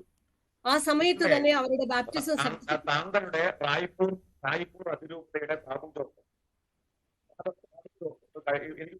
എനിക്ക് തന്നെയാണോ എന്ന് സംശയമുണ്ട്. ഒന്ന് പറയുണ്ടായി, ഇവർ മതം മാറിയിട്ടുണ്ട്, പക്ഷേ വേണ്ടി അവർ പേര് മാറ്റാത്തതാണ് ശരിയാണോ സിസ്റ്ററെ? കേട്ടില്ല, ശരി കേട്ടില്ല ബാബു. അതുകൊണ്ടാണ് ചില സാങ്കേതിക പ്രശ്നമുണ്ട്. അല്ല, ഝാൻസിയിൽ നേരത്തെ നടന്ന ആ സംഭവം എങ്ങനെയാണ് സിസ്റ്റർ? ഇതേപോലെ തന്നെയാണെന്ന് താങ്കൾ പറഞ്ഞുവല്ലോ. ഇതുപോലെ യാത്ര ആരംഭിച്ചു. ഞങ്ങളുടെ സിസ്റ്റേഴ്സിനോടൊപ്പം യാത്ര ചെയ്ത ഞങ്ങളുടെ ആ കൂട്ടത്തിലുണ്ടായിരുന്ന പെൺകുട്ടികളെ മതം മാറ്റാൻ കൊണ്ടുപോകുന്നതാണ് എന്ന് പറഞ്ഞ് ബജരംഗ പ്രവർത്തകര് യാത്രയ്ക്ക് ഇടയ്ക്ക് വെച്ച് ഒരു സന്ധ്യാസമയത്താണെന്ന് ഓർക്കണം, അവരെവിടെന്നോ അവര് അറിഞ്ഞ് അവിടെ പാഞ്ഞെത്തി, ഇതുപോലെ ട്രെയിനിൽ നിന്ന് വലിച്ചിറക്കി അവരെ നേരെ ഇതുപോലെ ജയിലിലേക്ക് കൊണ്ടുപോയി ചെയ്തു. ആ സിസ്റ്റേഴ്സിന് ശരിക്കും പറഞ്ഞാൽ ബാപ്റ്റിസം സർട്ടിഫിക്കറ്റ് നമ്മളിപ്പോ പോകുന്ന യാത്രയ്ക്ക് ഉടനീളം എന്റെ ജാതി തെളിയിക്കുന്ന സർട്ടിഫിക്കറ്റുകൾ അടക്കം കൊണ്ടുപോകേണ്ടി വരുന്നു എന്ന് പറയുന്നത് ഇന്ത്യ പോലെയുള്ള ഒരു ജനാധിപത്യ രാജ്യത്ത്, ഒരു മതേതര രാജ്യത്ത്, ഞാൻ പറഞ്ഞോട്ടെ സാർ, എന്തൊരു അവസ്ഥയാണെന്ന് ആലോചിച്ചു. ഞാൻ ഇവിടുന്ന് പോകുമ്പോൾ എന്റെ ജാതി തെളിയിക്കുന്ന സർട്ടിഫിക്കറ്റ് ആധാർ കാർഡ് പോലെ ഞാൻ കൊണ്ടു നടക്കണം എന്ന് പറഞ്ഞു കഴിഞ്ഞാൽ, അപ്പൊ അതുകൊണ്ട് ഈ സിസ്റ്റേഴ്സിന് അവരുടെ ബാപ്റ്റിസം സർട്ടിഫിക്കറ്റ് അവർ അയച്ചു കൊടുത്തു. ആ അയച്ചു കൊടുത്തതിലാണ് അന്ന് അവരെ അവിടെ നിന്ന് വിട്ടത്. അന്നത്തെ കേസ് ഞാൻ പറയുന്നത്. അപ്പോൾ ഇതെന്ന് പറയുമ്പോൾ നോക്കണം, അവർ ജോലി ചെയ്യാൻ പോകുന്നവരാണ്, അല്ലാതെ ഞങ്ങളുടെ കോൺവെന്റിൽ ചേർക്കാനോ ആ ഒരു ഫോർമേഷന് വേണ്ടി പോകുന്നവരല്ല. ആ ഹോസ്പിറ്റലിൽ ജോലി ചെയ്യാൻ വേണ്ടി വന്ന കുട്ടികളാണ് അവര്. അവരുടെ മാതാപിതാക്കളുടെ അനുവാദത്തോടെ അവരുടെ സഹോദരൻ കൂടെയുണ്ട്, വേറെ ആരുമല്ല അത്. ആ കൂട്ടത്തിൽ വന്ന 3 പേര് വന്ന ഒരു പെൺകുട്ടിയുടെ സഹോദരനാണ് കൂടെയുള്ളത്. എന്നിട്ട് അവൻ എത്ര തുക കിട്ടി? നിങ്ങൾ അവിടെയുള്ള കമന്റ്സ് കേട്ടു നോക്കണം. അവനോട് ചോദിച്ചത് എന്താണ്? ഭീഷണിപ്പെടുത്തി, നിനക്ക് എത്ര തുകയാണ് തന്നത്? ഈ രീതിയിൽ അവരെ വളരെ കുറേ അക്രമാസക്തരായി അവിചാരിതമായിട്ട് ഒരു കൂട്ടരെ ആക്രമിക്കുമ്പോൾ അവര് പതറിപ്പോകും സ്വാഭാവികമായിട്ടും. അപ്പൊ നമ്മൾക്ക് ഇത്തരത്തിലുള്ള പ്രവർത്തനങ്ങൾ സത്യം പറഞ്ഞു കഴിഞ്ഞാൽ ഇതിരെയുള്ള പ്രവർത്തനമാണെന്നാണ് എനിക്ക് പറയാനുള്ളത്. എനിക്കൊരു കാര്യം കൂടെ നേരത്തെ സാറിനോട് ചോദിക്കാനുണ്ട്. നമ്മുടെ ജയസൂര്യ സാറാണെന്ന് തൊട്ട് മുമ്പ് ഞാൻ ചോദിച്ചാൽ സാറും ബാബു സാറിനും പറയുമ്പോൾ മറ്റേ സാറിന് ഇതിന് ഉത്തരം തരാൻ പറ്റും. എന്റെ ചോദ്യം ഇതാണ്, ഇന്ത്യയിലെ എല്ലാ സ്റ്റേറ്റുകളിലേക്കും ജോലി തേടി ഒത്തിരി ട്രൈബ്സ് പോകുന്നുണ്ട്, ഒരുപാട് പേര് പോകുന്നുണ്ട്, പല വിധത്തിൽപ്പെട്ടവര്. അപ്പൊ ഇതെല്ലാം സ്റ്റേറ്റ് ഗവൺമെന്റിനെ അറിയിച്ചുകൊണ്ടാണോ? എന്റെ ഒരു ചോദ്യം ഇതാണ്. രണ്ടാമത്തെ കാര്യം, അതോ ക്രിസ്ത്യൻ മൈനോറിറ്റിമാരുടെ അടുത്ത് പോകുമ്പോൾ മാത്രമാണോ ഇത്, അല്ലെങ്കിൽ അവരെ സംബന്ധിച്ച് മാത്രമാണോ ഈ നിയമം കൃത്യമായിട്ട് പാലിക്കപ്പെടേണ്ടത്? എത്രയോ പേര് സ്റ്റേറ്റ് മാറി ജോലിക്ക്. അല്ലാതെ സിസ്റ്റർ പറഞ്ഞത് ന്യായമായും കേരളത്തിലിരുന്ന് കേൾക്കുമ്പോൾ ഒരു സംശയം തോന്നാവുന്ന കാര്യമാണ് സിസ്റ്റർ പറഞ്ഞത്. ഞാനത് വ്യക്തമായിട്ട് പറയാം. 1968 ഛത്തീസ്ഗഡില് ഒരു നിയമമുണ്ട്. ആ നിയമം അനുസരിച്ച് ട്രൈബൽസിന്റെ സുരക്ഷിതത്വത്തിനും അവരുടെ സാംസ്കാരികമായ നിലനിൽപ്പിനും മറ്റെല്ലാ രക്ഷയ്ക്കും വേണ്ടി ഉണ്ടാക്കിയ ആ നിയമം അനുസരിച്ച് ട്രൈബൽസ് ഇങ്ങോട്ട് യാത്ര ചെയ്യുമ്പോഴും അതിന് മറ്റു പല കാരണങ്ങളും കൂടെ ഉണ്ട്. അവിടെ മാവോയിസ്റ്റുകൾ അടക്കമുള്ള കമ്മ്യൂണിസ്റ്റ് തീവ്രവാദികൾ ഈ ട്രൈബൽസിന്റെ ഇടയിൽ പ്രവർത്തിച്ചുകൊണ്ട് അവരെ സായുധരാക്കി മാറ്റുകയും അവിടെ ഇന്ത്യ ഗവൺമെന്റിനോ സംസ്ഥാന ഗവൺമെന്റിനോ കടന്നു ചെല്ലാൻ വയ്യാത്ത വിധം സ്വതന്ത്രമായ മേഖലകൾ സൃഷ്ടിക്കുകയും ചെയ്തിട്ടുണ്ട്. ഇതെല്ലാവർക്കും അറിയാവുന്ന കാര്യമാണ്. അവിടെ ഇന്ത്യ ഗവൺമെന്റിനും സംസ്ഥാന ഗവൺമെന്റിനും കടന്നു ചെല്ലാൻ പറ്റില്ല. അവിടെ ഭരണകൂടം തന്നെ സൃഷ്ടിച്ചുകൊണ്ടാണ് കമ്മ്യൂണിസ്റ്റ് തീവ്രവാദികൾ അവിടുത്തെ ചില വനമേഖലകൾ, അതായത് ട്രൈബൽ മേഖലകൾ ഭരിക്കുന്നത്. അതുകൊണ്ട് അവിടെ യാത്ര ചെയ്യുന്ന സമയത്ത് ഇത് തീവ്രവാദികളാണോ അല്ലയോ എന്നൊക്കെ തിരിച്ചറിയാൻ വേണ്ടി ആ കാലഘട്ടത്തിലുണ്ടായ നിയമം ഇന്നും നിലനിൽക്കുന്നുണ്ട്. കാരണം അവിടെ ഇപ്പോഴും തീവ്രവാദികളുടെ പ്രവർത്തനമുണ്ട്. ആ തീവ്രവാദ പ്രവർത്തനത്തെ നിയന്ത്രിക്കുക എന്നുള്ള നിലയിൽ ഉണ്ടാക്കിയ നിയമം അനുസരിച്ച് ഒരു ജില്ലയിൽ നിന്ന് മറ്റൊരു ജില്ലയിലേക്ക് യാത്ര ചെയ്യുമ്പോഴും ആ സംസ്ഥാനത്ത് നിന്ന് സംസ്ഥാനത്തിന് പുറത്തേക്ക് യാത്ര ചെയ്യുമ്പോഴും കൃത്യമായും അവിടുത്തെ അധികാരികളെ അറിയിച്ചിരിക്കണം എന്ന് നിയമമുണ്ട്. ഇത് ക്രിസ്ത്യാനികൾക്കും ഹിന്ദുവിനും എല്ലാവർക്കും ഒരുപോലെ ബാധകമാണ്. അവിടെ മതമില്ല, മതമല്ല പ്രശ്നം. അത് അവിടുത്തെ പ്രാദേശികമായിട്ടുള്ള ഒരു നിയമമാണ്. ആ നിയമം അവിടെ ആ നിയമം അനുസരിച്ച് കാര്യങ്ങൾ ചെയ്തില്ല എന്നാണ് കോടതി പറഞ്ഞത്. ഇല്ല അല്ല അത് തെറ്റാണ്. 2018 വളരെ ക്ലിയറായി ഈ വിഷയവുമായി ബന്ധപ്പെട്ട് സുപ്രീം കോടതിയുടെ പരിഗണനയിൽ വരുമ്പോ ഫണ്ടമെന്റൽ റൈറ്റിനെതിരാണ്. അതായത് റൈറ്റ് ഓഫ് ഫ്രീ മൂവ്, സ്വതന്ത്രമായി യാത്ര ചെയ്യാനുള്ള, രാജ്യത്ത് എവിടെയും യാത്ര ചെയ്യാനുള്ള അവകാശത്തിനെതിരായാണ് എന്ന് കണ്ടുകൊണ്ട് ആ നിയമം റീകോൾ ചെയ്യണം എന്ന് സുപ്രീം കോടതി തന്നെ പറഞ്ഞാണ്. അതായത് ആദിവാസിക്ക് ഒരു നിയമം, അവൻ യാത്ര ചെയ്യണമെങ്കിൽ അപ്പുറത്ത് പോയി SHOയുടെ പെർമിഷൻ മേടിക്കണം എന്ന് പറയുന്നത്, കടലാസ് ഇൻഡാസ് മേടിക്കണം എന്ന് പറയുന്നത് ശരിയല്ല എന്ന് സുപ്രീം കോടതി ക്ലിയർ ആയി പറഞ്ഞതാണ്. ഈ ചർച്ച തീരുന്നതിന് മുമ്പ് ആ കേസ് ഏതാണ് എന്ന് ഞാൻ ക്ലിയർ ആയി പറഞ്ഞു. ശരി, ശ്രീ ജയസൂര്യൻ, അങ്ങനെ ഒരു സംഭവം ഇല്ല എന്നാണ് ഇപ്പോൾ ശ്രീ വസന്ത് തെങ്ങുംപള്ളി പറയുന്നത്. ശ്രീ RV ബാബു, താങ്കൾക്ക് കേൾക്കുന്നുണ്ടോ? താങ്കൾക്ക് നേരത്തെ ഉന്നയിച്ച ചില കാര്യങ്ങളുണ്ടല്ലോ, ഇപ്പോൾ രേഖകൾ അവരുടെ കൈവശമുണ്ടായിരുന്നോ തുടങ്ങിയ കാര്യങ്ങൾ, താങ്കൾ അത് തുടർന്ന് പറഞ്ഞോളൂ. എന്താണ് താങ്കൾ പറയാൻ ഉദ്ദേശിച്ചത്? ഇവിടെ പറയുന്ന നിയമമല്ല. ഈ സിസ്റ്റർ പറഞ്ഞത് അവരുടെ കയ്യിൽ ബാപ്റ്റിസം ചെയ്തതിന്റെ രേഖകളുണ്ടെന്നാണ്. ആ രേഖകൾ ഒരു 5 ദിവസമായല്ലോ കോടതിയിൽ ഹാജരാക്കിയിട്ടില്ല. അവർ ക്രിസ്ത്യാനികളാണ് എന്നുള്ള ഒരു തെളിവും അവരിതുവരെ കോടതിയിൽ ഹാജരാക്കിയിട്ടില്ല. അത് മാത്രമല്ല, നമ്മുടെ നാട്ടിൽ ഒരു നിയമമുണ്ട്. ഈ ഛത്തീസ്ഗഡില് മതം മാറ്റുന്നതിന് ഒരുപാട് പ്രൊസീജിയർ ഉണ്ട്. സിസ്റ്റർ പറയുന്ന പോലെ അങ്ങനെ ബാപ്റ്റിസം സർട്ടിഫിക്കറ്റ് മാത്രം പോരാ. അവിടെ അവരുടേതായിട്ടുള്ള നിയമമുണ്ട്. നമ്മുടെ കേരളത്തിൽ അത് മതി, പക്ഷെ ഛത്തീസ്ഗഡിൽ അത് പോരാ. അവിടെ ഫ്രീഡം ഓഫ് റിലീജിയസ് ആക്ടിന്റെ പരിധിയിൽ വരുന്ന സംസ്ഥാനമാണ്. ആ സംസ്ഥാനത്ത് മതം മാറ്റുന്നതിന് ഒരുപാട് പ്രൊസീജിയർ ഉണ്ട്. അതുകൊണ്ട് ഈ പറയുന്ന പ്രൊസീജിയറിലൂടെ ഒന്നും മതം മാറ്റാൻ കഴിയില്ല ഇപ്പോഴത്തെ സാഹചര്യത്തിൽ. അപ്പോ ഇവര് ഈ പറയുന്ന ഇത് യഥാർത്ഥത്തിൽ വസ്തുതയല്ല, ഒന്നാമത്തെ കാര്യം. 2, സിസ്റ്റർ പറഞ്ഞ കാര്യം, ഈ കുട്ടികളെ സംബന്ധിച്ച് അവരെ ഹ്യൂമൻ ട്രാഫിക്കിംഗ്, ഈ ഹ്യൂമൻ ട്രാഫിക്കിങ്ങിനെ സംബന്ധിച്ചൊരു നിയമം അവിടെ പാസ്സാക്കിയിട്ട് 2013 മുതലുണ്ടല്ലോ. ആ നിയമം അനുസരിച്ച് അവിടെ നിന്ന് കുട്ടികളെ കൊണ്ടുപോകാൻ ഒരുപാട് കടമ്പകളുണ്ട്. അവിടെ നിന്ന് കുട്ടികളെ മാത്രമല്ല, ആളുകളെ കൊണ്ടുപോകാൻ ക്രൈസ്തവ സഭ ഇതൊരു പ്രാക്ടീസിംഗ് ആയിട്ട് നടത്തിക്കൊണ്ടിരിക്കുകയാണ്. ഛത്തീസ്ഗഡിൽ നിന്ന്, ഒറീസയിൽ നിന്ന് ഒക്കെ പ്രായപൂർത്തിയാകാത്ത കുട്ടികളെ അവരുടെ മഠങ്ങളിലെ ജോലിക്കും അതുപോലെ കാര്യങ്ങൾക്കും കൊണ്ടുവന്നതിന്റെ വാർത്ത 2019 മനോരമ ഓൺലൈനിൽ വന്ന വാർത്ത ഞാൻ മഞ്ജുഷിന് അയച്ചു തരണോ? ആ വാർത്തയില് ഈ 11 പെൺകുട്ടികളെ നമ്മുടെ തൃശൂർ റെയിൽവേ സ്റ്റേഷനിൽ വെച്ച് ചൈൽഡ് ലൈൻ പ്രവർത്തകര് രക്ഷപ്പെടുത്തിയ വാർത്തയാണ്. 11 പെൺകുട്ടികളെ ക്രൈസ്തവ മിഷണറിമാർ കൊണ്ടുവന്നതാണ്. തൃശ്ശൂരിലെ വ്യാപകമായിട്ട് മഠങ്ങളിൽ ജോലിക്ക് വേണ്ടി നിർത്താൻ കൊണ്ടുവന്ന കുട്ടികളെ ആധാർ കാർഡില് വയസ്സ് തിരുത്തി എന്നുള്ള ആരോപണം വരെയുണ്ട്. അപ്പൊ ഇപ്പൊ ഈ ക്രൈസ്തവ സഭ അവസാന സദൃശ്യമായ പ്രതിഷേധം കേരളത്തിലെമ്പാടും. ഇവിടെ കോൺഗ്രസിന്റെ പ്രതിനിധി പറഞ്ഞു, എന്റെ ഛത്തീസ്ഗഡിലെ കോൺഗ്രസ് ഒന്നും മിണ്ടാത്തത്. ഛത്തീസ്ഗഡിലെ കോൺഗ്രസിന് മിണ്ടാത്തതില്ലല്ലോ. ഇവിടെ കോൺഗ്രസ്സുകാർ വെള്ളമുണ്ടാക്കുന്നു, ഇവിടുത്തെ കോൺഗ്രസ് ഛത്തീസ്ഗഡിൽ പോയി വെള്ളമുണ്ടാക്കുന്നു. എന്റെ ഛത്തീസ്ഗഡിൽ കോൺഗ്രസ്സുകാർ മിണ്ടാത്തത്? ഛത്തീസ്ഗഡിലെ കോൺഗ്രസ് നേതൃത്വത്തിന്റെ ഒരു ശബ്ദം പുറത്തു വന്നിട്ടില്ലല്ലോ. എന്താ ഇതിന്റെ കാരണം? കാരണം ഛത്തീസ്ഗഡിൽ ശക്തമായ നിയമം ഉണ്ടെന്ന് അത് അവർക്കറിയാം. കോൺഗ്രസ് ഗവൺമെന്റ് ഇരുന്ന സമയത്തും ഈ നിയമം അനുസരിച്ച് പാതിരിമാരെ അറസ്റ്റ് ചെയ്തിട്ടുണ്ട്, ക്രൈസ്തവ മിഷണറിമാരെ അറസ്റ്റ് ചെയ്തിട്ടുണ്ട്. അന്നൊന്നും ഈ പറയുന്ന ക്രൈസ്തവ സഭയ്ക്ക് ഒരക്ഷരം ഉണ്ടായിരുന്നില്ല. ഇവിടെ പിണറായി സർക്കാർ 2 കന്യാസ്ത്രീകളെ പ്രതിഷേധപ്പോൾ ഈ കോൺഗ്രസ്സുകാർ എന്ത് പ്രതിഷേധം ഉണ്ടാക്കി? ഈ CPM-കാർ എന്ത് പ്രതിഷേധം ഉണ്ടാക്കി? CPM-യുടെ പ്രതിഷേധങ്ങൾ പോയിട്ടുണ്ടല്ലോ, എന്ത് പ്രതിഷേധം ഉണ്ടാക്കി? അതും ഹ്യൂമൻ ട്രാഫിക്കിങ്ങിന്റെ കേസാണ് കേസെടുത്തത്. പക്ഷേ ഛത്തീസ്ഗഡിലെ നിയമത്തെക്കാൾ വളരെ ലിബറൽ ആയിട്ടുള്ള നിയമമാണ് ഹ്യൂമൻ ട്രാഫിക്കിങ്ങിൽ കേരളത്തിലുള്ളത്. അതുകൊണ്ട് അവർ അക്യൂസ് ചെയ്തു പോയി. ഛത്തീസ്ഗഡിലാണ് ഒരു പക്ഷേ ഈ കന്യാസ്ത്രീകളെ അകത്ത് വരുന്നതിന്. കാരണം ഇത് ഭാരതമെമ്പാടും ഇത്തരത്തിലുള്ള നിയമമുണ്ട്. കോൺഗ്രസ്സുകാർ കൊണ്ടുവന്ന നിയമമാണ് പറഞ്ഞത്. ഒറീസയിലെ നിയമം ആര് കൊണ്ടുവന്നു? കോൺഗ്രസ് സർക്കാർ കൊണ്ടുവന്നതാണ് ആന്റി കൺവെൻഷൻ ലോ. മധ്യപ്രദേശിൽ ആര് കൊണ്ടുവന്നു? കോൺഗ്രസ്സുകാർ കൊണ്ടുവന്നതാണ് ആന്റി കൺവെൻഷൻ ലോ. ഈ രാജ്യത്ത് 20ാമോ സംസ്ഥാനത്തിൽ ആന്റി കൺവെൻഷൻ ലോ ഉണ്ട്. BJP കൊണ്ടുവന്നതല്ല, അതൊന്നും കോൺഗ്രസ്സുകാർ കൊണ്ടുവന്ന നിയമങ്ങളാണ്.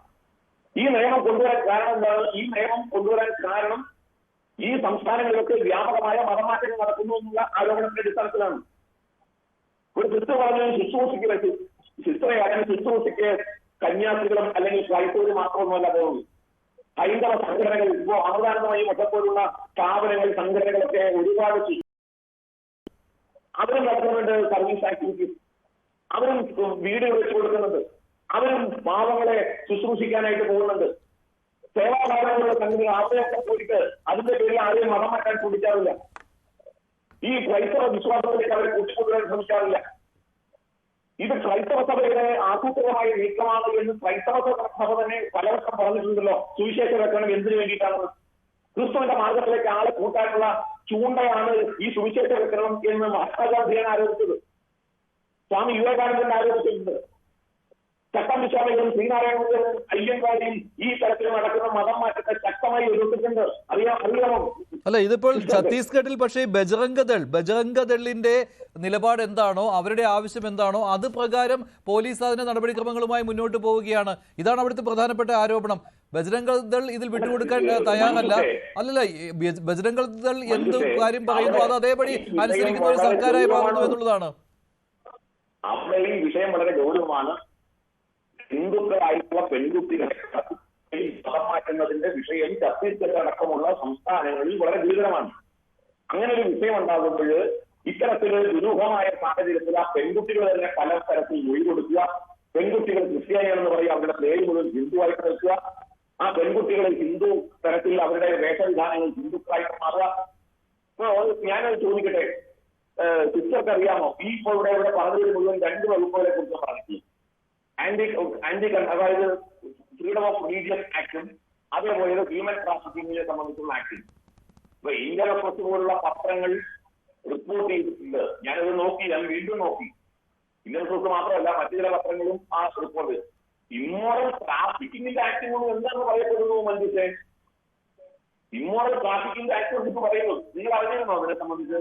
ആക്ട് ഇന്ത്യൻ എക്സ്പ്രസ് റിപ്പോർട്ട് ചെയ്തത് ഇപ്പൊ 3 മണിക്കൂർ മുമ്പുള്ള ഇന്ത്യൻ എക്സ്പ്രസിന്റെ വാർത്തയിൽ അതുണ്ട്. അങ്ങനെ ഒരു ആക്ട് കൂടി ഉണ്ട്. അപ്പൊ എന്താണ് ഈ അപസ്മാര സദൃശ്യമായി സഭ ഇത്തരത്തിൽ ബഹളം ഉണ്ടാക്കുന്നത്? കേരളത്തിൽ ആ ബഹളം ഉണ്ടാക്കിയിട്ടില്ല. മുമ്പ് കോൺഗ്രസുകാരെ അറസ്റ്റ് ചെയ്ത് ബഹളം അപസ്മാര സദൃശ്യമായ തരത്തിൽ ഇത്തരം ബഹളം ഉണ്ടാക്കുമ്പോൾ ഇവർക്ക് എന്തോ ഒഴിക്കാനുണ്ടെന്ന് ഞാൻ വിചാരിക്കും. ഇവർക്ക് എന്തോ മാർപ്പിടിക്കാനുണ്ട്. ഈ പെൺകുട്ടികൾ ഇവരെ എവിടേക്ക് കടത്തി കൊണ്ടുപോകുന്നില്ല. ഇവരെ കാര്യത്തിന് വേണ്ടി കടത്തി കൊണ്ടുപോയതാണ്. ഇതൊക്കെ സംശയാസ്പദമാണെന്ന് ശരി സിസ്റ്റർ ആൻസി, ഇപ്പോൾ ഇതാണിപ്പോൾ ആർ വി ബാബു ഇത് തുടർച്ചയായിട്ട് പറഞ്ഞുകൊണ്ടിരിക്കുകയാണ്.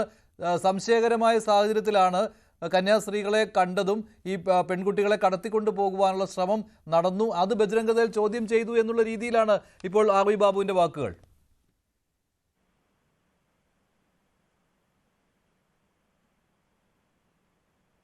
സിസ്റ്റർ കേൾക്കുന്നില്ല. ാണ് ഒരു കാര്യം കൂടി ചോദിക്കാനുള്ളത്. ഇന്ത്യയിൽ ഏതാണ്ട് 174 രൂപതകളുണ്ട്.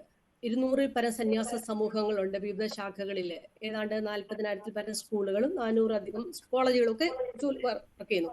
ഏതാണ്ട് 1 നൂറ്റാണ്ടിലധികമായി ഞങ്ങളുടെ സന്യാസ സമൂഹത്തിൽ വിവിധ സന്യാസ സമൂഹങ്ങളിലെ ആളുകൾ ഈ നോർത്ത് ഇന്ത്യയിൽ ശുശ്രൂഷ ചെയ്യുന്നുണ്ട്. നമ്മുടെ ആകെയുള്ള ജനസംഖ്യയുടെ ഭാഗം എടുത്തു നോക്കുമ്പോൾ 2% ക്രിസ്ത്യാനികളുള്ളൂ.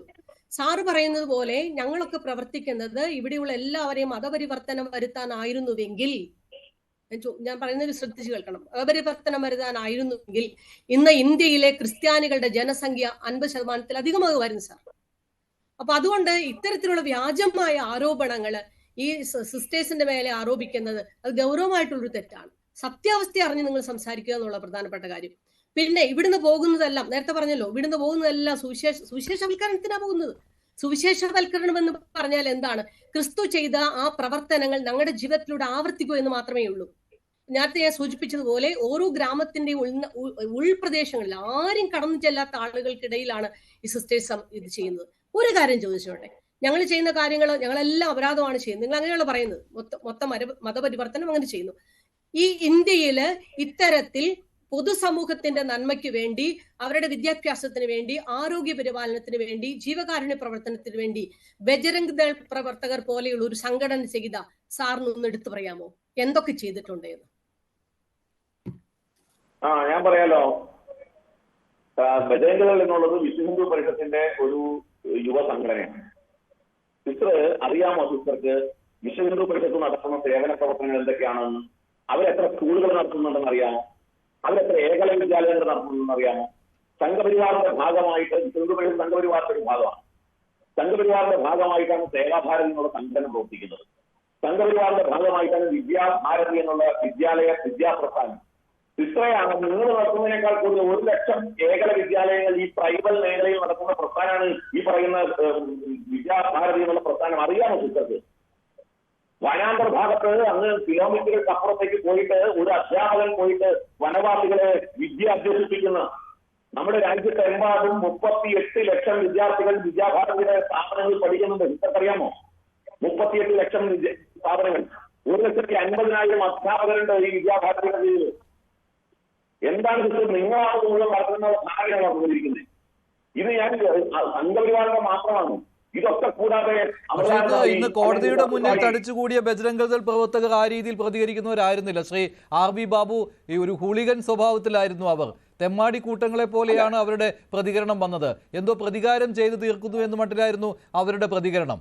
ഇങ്ങനെയാണോ ഇവർ പ്രതികരിക്കേണ്ടത്? അവിടെ ഒരു നിയമ വഴിയിലേക്ക് കാര്യങ്ങൾ പോകുന്ന സമയത്താണ് ഇത്തരത്തിലുള്ള പ്രതികരണങ്ങൾ അവിടെ നിന്ന് വരുന്നത്. കാരണം കേരളത്തിൽ നിന്ന് ഈ പറയുന്ന പ്രതിപക്ഷ കക്ഷികളാണ്, അത് കമ്മ്യൂണിസ്റ്റ് പാർട്ടിയും കോൺഗ്രസുമാണ്. ഇവിടെ നിന്ന് അവിടെ പോയി ബഹളം ഉണ്ടാക്കാൻ ചോദിച്ചതാരാണ്? ഇവിടെ നിന്ന് അവിടെ പോയി ബഹളം ഉണ്ടാക്കി അവരെ പ്രകോപിപ്പിച്ച് ഈ കേസ് തന്നെ ഇപ്പൊ ഈ തരത്തിലേക്ക് കോംപ്ലിക്കേറ്റ് ആക്കിയതിന്റെ ഉത്തരവാദിത്വം ഇവിടുത്തെ രാഷ്ട്രീയ പ്രസ്ഥാനങ്ങൾക്കാണ്. ഈ കോൺഗ്രസ് അവരെ പോയിട്ട് അവർ എന്ത് കാണിക്കാൻ? അവരെന്താ ഈ രാഷ്ട്രീയ നാടകം കാണിക്കാൻ? രാഷ്ട്രീയ നാടകത്തിനാണോ ഇവരൊക്കെ അവിടെ പോയത്? അതൊരു ജുഡീഷ്യൽ പ്രോസസ് അല്ലേ? ഈ കോടതി നടപടികളെ സ്വാധീനിക്കാൻ സാധിക്കുന്നതാണ്. നിയമസഭയിൽ അതിന്റെ പ്രമേയ സ്വാധീനിക്കാൻ ശ്രമിക്കുന്ന പോലെയാണോ? അപ്പൊ ഇത്തരം പൊളിറ്റിക്കൽ ജിമ്മിസുകളാണ് യഥാർത്ഥത്തിൽ അവിടുത്തെ ജനങ്ങളെ പ്രകോപിതരാക്കിയിട്ടുള്ളത്. ശരി, അതിനുള്ള മറുപടി തരേണ്ടത് വസന്താണ്. വസന്ത് അവിടെ അവരെ പ്രകോപിപ്പിക്കുകയായിരുന്നു, ബജ്രംഗ് ദളിനെ വീണ്ടും പ്രകോപിപ്പിക്കുകയായിരുന്നു ചെയ്തതെന്നാണ് RV ബാബു പറയുന്നത്. അല്ല, അതിന് ഉത്തരം പറയാം. അതിന് മുമ്പ് നേരത്തെ ജയസൂര്യൻ പറഞ്ഞൊരു കാര്യമുണ്ടല്ലോ, ഏത് ഈ ആദിവാസികൾ അങ്ങോട്ടും ചെയ്യുമ്പോൾ സ്പെഷ്യൽ പെർമിഷൻ എടുക്കണം എന്നൊരു നിയമമുണ്ട്. ശ്രീ ജയസൂര്യൻ, ദയന്തോ കേസ്കർ വേഴ്സസ് വിശ്വനാഥ് പാണ്ഡു എന്നുള്ളതാണ് സുപ്രീം കോടതിയുടെ മുമ്പിലുള്ള കേസ്. ആ കേസിലാണ് സുപ്രീം കോടതി വളരെ ക്ലിയറായി free movement over the nation article 19(1)(e) അതായത് ഫണ്ടമെന്റൽ റൈറ്റ്സ് ആണ്, അതിനെതിരാണ് ഈ നിയമം എന്ന് കണ്ടുകൊണ്ട് ഈ നിയമം റീകോൾ ചെയ്യണം എന്ന് സുപ്രീം കോടതി തന്നെ പറഞ്ഞത്. അതായത് ഇന്ത്യക്കാരനായ ഒരാൾ, അതിൽ നിങ്ങളിപ്പോൾ ഹിന്ദു എന്ന് പറയും, ക്രിസ്ത്യൻ എന്ന് പറയും, മുസൽമാൻ എന്ന് പറയും, ആദിവാസി എന്ന് പറയും, നാളെ ട്രൈബ്സ് എന്ന് പറയും, നിങ്ങൾ അങ്ങനെ വ്യത്യസ്തതയായി കാണും. ഞങ്ങൾ അതിനെ ഭാരതീയർ അല്ലെങ്കിൽ ഇന്ത്യക്കാർ എന്നാണ് കാണുന്നത്. ആ ഇന്ത്യക്കാരന് ഇന്ത്യയിൽ ഒട്ടാകെ യാത്ര ചെയ്യാൻ ആരുടെയും പെർമിഷൻ ആവശ്യമില്ല. അത് സുപ്രീം കോടതി തന്നെ ഫണ്ടമെന്റൽ റൈറ്റിന്റെ ഭാഗമായി കണ്ടുകൊണ്ട് 2018 ലാസ്റ്റ് കേസ് 2024 ഡൽഹി ഹൈക്കോടതിയിലേക്ക് കേസുണ്ട്. അങ്ങ് ഒരു അഭിഭാഷകൻ കൂടിയായതുകൊണ്ടാണ് ഞാൻ കേസ് ലോസ് പറയുന്നത്.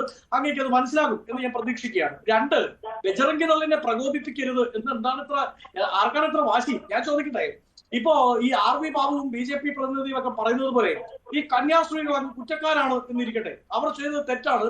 അവർ സ്പെഷ്യൽ ഇന്റൻഷനോട് കൂടി ഗൂഢാലോചന നടത്തി ഈ പറയുന്ന ട്രൈബൽ ആയിട്ടുള്ള പെൺകുട്ടികളെ, ഇവരുടെ വാദപ്രകാരം ഹിന്ദുക്കളായ പെൺകുട്ടികളെ ക്രിസ്ത്യാനികളാക്കാൻ വേണ്ടി കൂട്ടിക്കൊണ്ടുപോയി എന്ന് തന്നെ ഇരിക്കട്ടെ.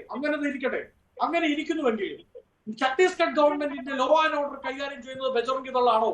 ഛത്തീസ്ഗഡ് ഗവൺമെന്റിന്റെ ആന്റി കൺവെൻഷൻ ലോയുടെ നടത്തിപ്പുകാർ ബജ്രംഗ് ദളാണോ?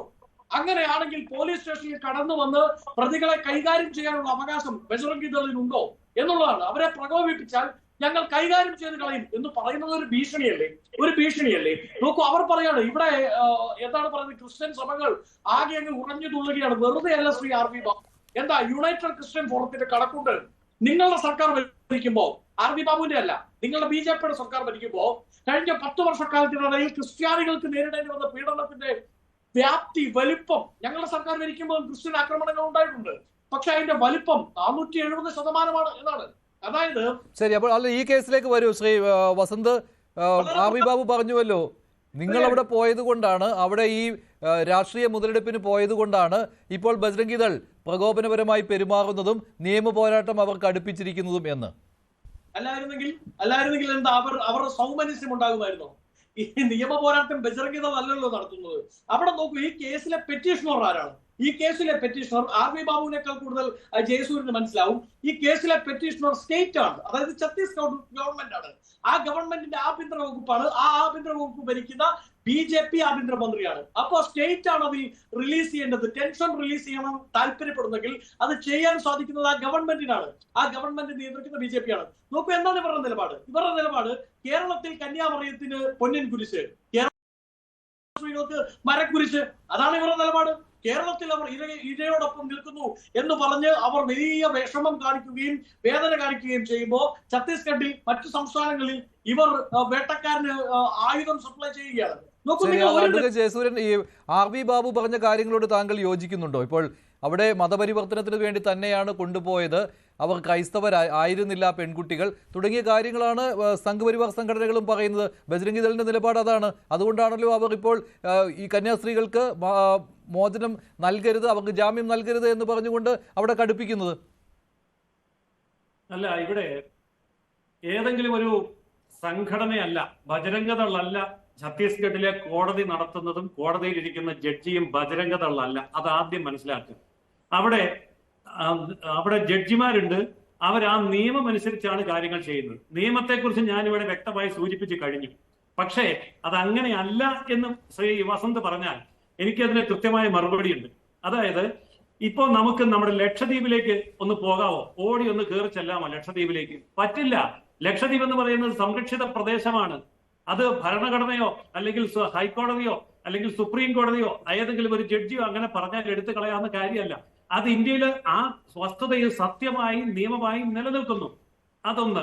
വടക്ക് കിഴക്കൻ സംസ്ഥാനങ്ങൾ, വടക്ക് കിഴക്കൻ നാഗാലാൻഡിലേക്ക്, അരുണാചൽ പ്രദേശിലേക്ക് നമുക്ക് ഓടിച്ചെന്ന് കയറാൻ പറ്റുമോ? പറ്റില്ല. കാരണം അതൊക്കെ രാജ്യസുരക്ഷയുമായി ബന്ധപ്പെട്ട മേഖലയാണ്. അതുകൊണ്ട് അവിടെ പ്രത്യേകമായിട്ടുള്ള പാസ് ഉണ്ടെങ്കിൽ മാത്രമേ നമുക്ക് കയറാൻ പറ്റുള്ളൂ.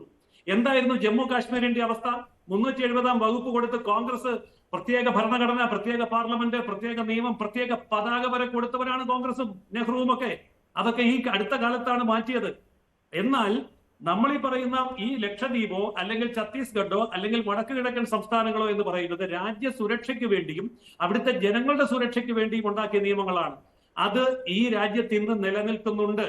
സുപ്രീം കോടതിയിലോ ഹൈക്കോടതിയിലോ ഏതെങ്കിലും ഒരു ജഡ്ജിക്ക് ഒരു അഭിപ്രായം പറയാമെന്നതിലുപരി അത് നിയമമായി മാറിയിട്ടില്ല. പക്ഷേ ഇവിടെ കന്യാസ്ത്രീകൾ എന്തോ രാജ്യദ്രോഹ കുറ്റം ചെയ്തു എന്ന രീതിയിലേക്കാണ് കാര്യങ്ങൾ കൊണ്ടുപോകുന്നത് തോന്നുന്നു. ഈ ജഡ്ജിക്ക് ഈ ജാമ്യം പരിഗണിക്കാൻ പോലും അധികാരമില്ല എന്ന് പറഞ്ഞുകൊണ്ട് സ്റ്റേറ്റ് എതിർക്കുകയാണ് ചെയ്യുന്നത്. അതാണ് സംശയം ഉണർത്തുന്നത്. ഈ സംഘപരിവാർ സംഘടനകൾക്ക് വഴങ്ങിക്കൊണ്ട് കന്യാസ്ത്രീകൾക്കെതിരെ, ക്രൈസ്തവ സഭകൾക്കെതിരെയുള്ള നിലപാട് കടുപ്പിക്കുന്നുവെന്ന്. അവിടെ കന്യാസ്ത്രീകൾക്ക് അതുപോലെ തന്നെ പുരോഹിതർക്ക് തിരുവസ്ത്രം അണിഞ്ഞുകൊണ്ട് വെളിയിലിറങ്ങി നടക്കാൻ ബുദ്ധിമുട്ടുണ്ട് എന്ന രീതിയിൽ സഭകളുടെ പ്രതികരണം വന്നുകൊണ്ടിരിക്കുകയാണ്. അതിനെ സാധൂകരിക്കുന്ന രീതിയിലാണല്ലോ കാര്യങ്ങൾ. വെളിയിലിറങ്ങി നടക്കുമ്പോൾ അവരെപ്പോഴും ഈ ബജ്രംഗദളിനെ പോലെയുള്ള സംഘപരിവാർ സംഘടനകളുടെ കണ്ണിലായിരിക്കും, അവരുടെ റഡാറിലായിരിക്കും. അതാണല്ലോ സംഭവിക്കുന്നത്.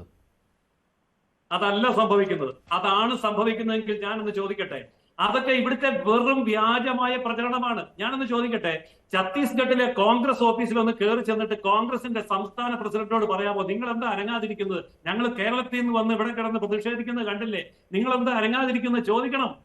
അപ്പൊ അതുപോലെ തന്നെ ഏതെങ്കിലും തരത്തിൽ നമ്മൾ ഇത്തരത്തിലുള്ള പ്രകോപനം ഉണ്ടാക്കുന്നില്ല. ഉണ്ടാക്കിയിരുന്നെങ്കിൽ ഞാൻ ഇനി പറയുന്ന കാര്യങ്ങൾ ശ്രദ്ധിക്കണം. ഇന്ത്യയിലെ ഏറ്റവും കൂടുതൽ ക്രിസ്ത്യൻ മന്ത്രിമാരുള്ളത് BJPക്കാണ്. ഇന്ത്യയിൽ ഏറ്റവും കൂടുതൽ ക്രിസ്ത്യൻ MLA-മാരുള്ളത് BJPക്കാണ്. അല്ലാതെ കേരള കോൺഗ്രസിനോ CPM-നോ ഒന്നും അല്ല. ഇന്ത്യയിലെ ക്രൈസ്തവർക്ക് ഭൂരിപക്ഷമുള്ള മുഴുവൻ സംസ്ഥാനങ്ങളും ഭരിക്കുന്നത് BJP-യാണ്. അപ്പോൾ അതൊക്കെ എന്തുകൊണ്ടാണ് സംഭവിക്കുന്നത്? അപ്പൊ അവിടുത്തെ ക്രൈസ്തവർ മുഴുവൻ BJP-യെ തെരഞ്ഞെടുക്കുന്നത് എന്തുകൊണ്ടാണ്? മുഖ്യമന്ത്രിയാക്കുന്നത് എന്തുകൊണ്ടാണ്? ഗോവയില് ക്രിസ്ത്യാനികൾക്ക് നല്ല ശക്തിയുള്ള പ്രദേശമാണ്. 3 തവണ തുടർച്ചയായിട്ട് BJP-യെ ഭരിക്കുന്നത്. അപ്പോ ഈ BJP-യെ തെറ്റിദ്ധരിപ്പിക്കാനുള്ള ശ്രമം ഈ കേരളത്തിൽ മാത്രമാണ് ഇപ്പോൾ നടക്കുന്നത്. ഇപ്പോൾ അതിനുകൂടി ഒരു രാഷ്ട്രീയമായ ഒരു കാര്യമാണ്. താങ്കൾക്ക് അതിനോട് പ്രതികരിക്കുവാൻ താല്പര്യമുണ്ടോ എന്ന് എനിക്കറിയില്ല. താങ്കളുടെ ഒരു പ്രതികരണം അറിയാൻ താല്പര്യമുണ്ട്. BJP ക്രൈസ്തവരോട് സ്നേഹമുള്ളവരാണ്, കരുതലുള്ളവരാണ്. അതുകൊണ്ട് ഇപ്പോഴുള്ള പ്രചാരണങ്ങൾ തെറ്റാണെന്നാണ്. ഞാനൊന്ന് പറഞ്ഞോട്ടെ സാർ, എന്നോടാണ് ചോദിച്ചത്. ഒരു സമർപ്പിത എന്ന നിലയിൽ എന്റെ ഒരു നിരീക്ഷണം, ഏത് രാഷ്ട്രീയ പാർട്ടികളും അവരുടെ നിലനിൽപ്പിന് അനുസൃതമായി സമയത്തിനനുസരിച്ച് അവരുടെ നിലപാടുകൾ മാറ്റുന്നവരാണ്. ഒരു സമർപ്പിതയെ എന്നെ സംബന്ധിച്ചിടത്തോളം ഇത്തരത്തിലുള്ള രാഷ്ട്രീയ ചായ്വുകൾക്ക് എനിക്ക് അതിന് ഉത്തരം പറയാനില്ല. ഒരു പൊതുസമൂഹത്തിന് ആരാണോ നന്മ പ്രവർത്തിക്കുന്നത്, ആരാണോ മനുഷ്യത്വപരമായിട്ട് ഇടപെടുന്നത്, ആ അനുഭാവത്തിൽ നിൽക്കുക എന്നുള്ളതാണ് വ്യക്തിപരമായിട്ട് എൻ്റെ ഒരു താല്പര്യം എന്ന് പറയുക. ഇനി ഞാൻ ബാബു സാറിനോട് വളരെ സ്നേഹപൂർവ്വം ചോദിക്കുകയാണ്, ഞങ്ങളുടെ സിസ്റ്റേഴ്സ് ആ പറയുന്ന റെയിൽവേ സ്റ്റേഷനിൽ 2 പേര് വന്നിറങ്ങി ആ സമയത്ത് ഒരു കുറഞ്ഞ സമയത്തിനുള്ളിൽ എവിടുന്നാണ് 10-600 ബജരംഗ ആ പ്രവർത്തകർ അവിടെ എത്തിയത്? അത്ര സംഘടിതമായിട്ട് അവിടെ എത്തിയത്. അപ്പൊ അതിന് പിന്നിൽ ഏതെങ്കിലും ഇറങ്ങുന്നവര് ഈ രീതിയിൽ ഒരു സമർപ്പിതരുടെ കൂടെ അവർ വന്നു എന്നുള്ളതാണ് കാരണം. അല്ലാതെ അവർ യാത്ര ചെയ്തിരുന്നുവെങ്കിൽ ഈ പറയുന്ന പ്രശ്നങ്ങളൊന്നും അവിടെ ഉണ്ടാവും ഞാൻ തോന്നുന്നില്ല. അപ്പൊ അതുകൊണ്ട് ഇവിടെ എന്താണ്, ക്രൈസ്തവ ഈ വേഷധാരികളായ സമർപ്പിത സഹോദരിമാരുടെ സാന്നിധ്യം അലോസരപ്പെടുത്തി എന്നുള്ളതാണ് വാസ്തവത്തിൽ. അതുകൊണ്ടാണല്ലോ അങ്ങനെ അവരെ ചോദ്യം ചെയ്യപ്പെടേണ്ടി വരുന്നത്? അതൊരു കാര്യം, എൻ്റെ ഒരു വലിയൊരു സംശയമാണ്. രണ്ടാമത് പ്രിയപ്പെട്ട സാറേ, നമുക്കറിയാം ഇത് ആദ്യത്തെ സംഭവമൊന്നും അല്ലല്ലോ. ഇത് ഉത്തരേന്ത്യൻ സംസ്ഥാനങ്ങളിൽ ആദ്യം നടക്കുന്ന സംഭവമല്ല. ഇൻഡോറിലെ സിസ്റ്റർ റാണി മരിയെ 38 കുത്തിക്കൊന്ന് ബസ്സിൽ നിന്ന് ഇറക്കി കുത്തിക്കൊല്ലാൻ ഈ സമൂഹത്തിന്റെ ഇടയിൽ തീർത്തും നീതി നിഷേധിക്കപ്പെട്ട സമൂഹത്തിന്റെ ഇടയിൽ സാമൂഹ്യപരമായ ഇടപെടലുകൾ നടത്തി എന്നുള്ളതാണ്. ഞാനൊന്ന് സൂചിപ്പിച്ചു എന്ന് മാത്രം, അതിനെക്കുറിച്ച് വിശദീകരിച്ചു പോകാനല്ല. ഇനി അതുപോലെ തന്നെയാണെങ്കിൽ നമുക്കറിയാം 1999 ഗ്രഹാം സ്റ്റൈൽസ് കേസ് സാറിന് അറിയാവുന്ന കാര്യമാണ്. അതെന്താണ് സംഭവിച്ചത്? ആ ഒരു വാഹനത്തിലിട്ട് കാറിലിട്ട് ഒരു അപ്പനെയും 2 മക്കളെയും ചുട്ടുകൊന്ന സംഭവം എന്റെ പിന്നിലുണ്ട്. 2002 ഗുജറാത്തില് ചാമുണ്ടേശ്വരി ക്ഷേത്രം ആ ഒരു ആക്രമണം ബന്ധപ്പെട്ട് അവിടെയും ഈ സമയത്ത് ഇവരുടെ പങ്ക്, ഞങ്ങളുടെ മാത്രമല്ല ഈ പറയുന്ന സംഘടനയുടെ പങ്ക് അവിടെയും ഇതുപോലെ ആരോപിക്കപ്പെട്ടിട്ടുണ്ട്. 100 കണക്കിന് മുസ്ലിങ്ങൾ കൊല്ലപ്പെട്ടതിൽ ഇവരുടെ പ്രവർത്തകരുടെ പേരിൽ ആരോപണമുണ്ട്. അതുപോലെ തന്നെ ഹരിയാനയിൽ നടന്ന സംഭവങ്ങൾ. അപ്പൊ അതുകൊണ്ട് ഇതൊരു ക്രൈസ്തവ ഇത് മാത്രമല്ല, ന്യൂനപക്ഷ വിഭാഗത്തിനെതിരെ വളരെ സംഘടിതമായ ആസൂത്രിതമായിട്ടുള്ള ആരോപണങ്ങളും ആക്രമണങ്ങളും ഉണ്ടാകുന്നുണ്ട് എന്നത് ചരിത്രം സാക്ഷ്യപ്പെടുത്തുന്ന കാര്യമാണ് സാർ. അത് മറച്ചു വെച്ചിട്ട് നമുക്ക് കാര്യമില്ല വാസ്തവത്തില്. അപ്പൊ അതുകൊണ്ട് ഇവിടെ സംബന്ധിച്ചിടത്തോളം പിന്നെയും ഞാൻ കൊണ്ടുവരികയാണ്, 4-5 ദിവസമായിട്ട് ആ ഒരു ജയിലറയിൽ 2 സ്ത്രീകളാണ്. സ്ത്രീ എന്ന രീതിയിലുള്ള മനുഷ്യാവകാശ പരിഗണനയെങ്കിലും അവർക്ക് ആവശ്യമില്ലേ? രണ്ടാമതൊരു കാര്യം, രാജ്യത്തിന്റെ ഭരണഘടനയ്ക്കും അതീതമായ ഒരു സംസ്ഥാനത്തിന്റെ നിയമം ഇങ്ങനെയാണ് എന്ന് പറഞ്ഞുകൊണ്ട് വലിയ വലിയ ഒരു എന്താ പറയാ ഒരു കൂട്ടത്തോടെയുള്ള ആക്രമണം എന്ന് പറയുന്നത് അത് ഒരിക്കലും നമുക്ക് ഉൾക്കൊള്ളാൻ പറ്റില്ല സാർ. ഹൃദയം ശരിക്കും നൊമ്പരപ്പെടുന്ന കാര്യമാണ്. അവരെ ഓർത്ത് മനസ്സ് ശരിക്കും വേദനിക്കുന്നുണ്ട് ഞങ്ങള്. ഇനി ഒരു കാര്യം കൂടെ, ഈ സിസ്റ്റേഴ്സ് ഇപ്രകാരം പീഡിപ്പിക്കപ്പെട്ടു അല്ലെങ്കിൽ ജയിലിൽ അടയ്ക്കപ്പെട്ടു എന്നുള്ള പേരിൽ ഞങ്ങളുടെ സേവനം നിർത്തും എന്നുള്ളതും ഒരു പാർട്ടിക്കാരും അല്ലെങ്കിൽ ഒരു സംഘടനകളും അങ്ങനെ വ്യാമോഹിക്കേണ്ട കാര്യമില്ല. ക്രിസ്തു സ്നേഹം ഞങ്ങളുടെ നെഞ്ചിലുള്ളിടത്തോളം കാലം ഉറപ്പായിട്ടും മനുഷ്യത്വപരമായിട്ടുള്ള ഇത്തരം സാമൂഹ്യ സേവനങ്ങൾക്ക് ഇനിയും കേരളത്തിൽ നിന്ന് സമർപ്പിതർ നിയമം അനുസരിച്ച് തന്നെ ആ പ്രദേശത്തേക്ക് പോകാൻ സന്നദ്ധരാണ് എന്നും കൂടെ ഞങ്ങളുടെ ഭാഗത്തുനിന്ന് അറിയിക്കുകയാണ്. ശരി, ക്രൈസ്തവ സഭകൾ ഇപ്പോൾ തെരുവിലാണ്, അവർ ശക്തമായ പ്രതിഷേധത്തിലാണ്. ഇന്ന് കർദിനാൾ മാർ ക്ലെമിസ് അദ്ദേഹത്തിന്റെ വാക്കുകൾ ഇത് സൂചിപ്പിക്കുന്നതാണ്. അതുമാത്രമല്ല, BJPയോട് അടുക്കുന്നു സഭാ നേതൃത്വം എന്ന രീതിയിലുള്ള പല ചർച്ചകളും നടന്നു വന്നിരുന്ന ഈ സമയത്ത് തന്നെയാണ് കർദിനാൾ നിലപാട് വ്യക്തമാക്കിയിട്ടുള്ളത്. അദ്ദേഹത്തിന്റെ വാക്കുകളിലേക്ക്. ഈ ഭാരതത്തിലെ 2 സന്യാസിനിമാർ സ്വന്തം ദേശത്ത് അപമാനിക്കപ്പെടുന്ന ഒരു സാഹചര്യം, അത് കൃത്രിമമായി ചമച്ചുണ്ടാക്കുന്ന ആരോപണത്തിന്റെ അടിസ്ഥാനത്തിൽ BJPയുടെ സംസ്ഥാന പ്രസിഡന്റ് വരെ പറഞ്ഞല്ലോ, ഈ മതപരിവർത്തനം ആരോപണമാണ്, അത് ശരിയല്ല എന്ന്. അതിനേക്കാൾ കൂടുതൽ മറ്റാരും അതേക്കുറിച്ച് വ്യാഖ്യാനിക്കേണ്ടതുമില്ലല്ലോ. അങ്ങനെയുള്ള ഒരു സാഹചര്യത്തിൽ ദേശം ഒന്നായി നിന്ന് ഈ നമ്മുടെ ഭരണഘടന അനുശാസിക്കുന്ന സംരക്ഷണം, അത് പ്രദാനം ചെയ്യുന്ന എല്ലാവർക്കുമുള്ള സുരക്ഷിതത്വം, ഏത് മതത്തിൽ വിശ്വസിക്കാനും അത് പ്രചരിപ്പിക്കാനും ഇവിടെ ജീവിക്കുവാനും കഴിയുന്ന ആ സ്വാതന്ത്ര്യം നിലനിർത്തുവാൻ എല്ലാവരും ഒരുമിച്ച് നമ്മൾ പ്രവർത്തിക്കേണ്ടുന്ന സമയമാണ്. പാർലമെന്റിലും ഈ വിഷയം ഉന്നയിക്കുകയാണ്. ഇന്ന് KC വേണുഗോപാൽ ഇതേക്കുറിച്ച് പാർലമെന്റിൽ സംസാരിച്ചിരുന്നു. അദ്ദേഹത്തിന്റെ വാക്കുകളിലേക്ക്.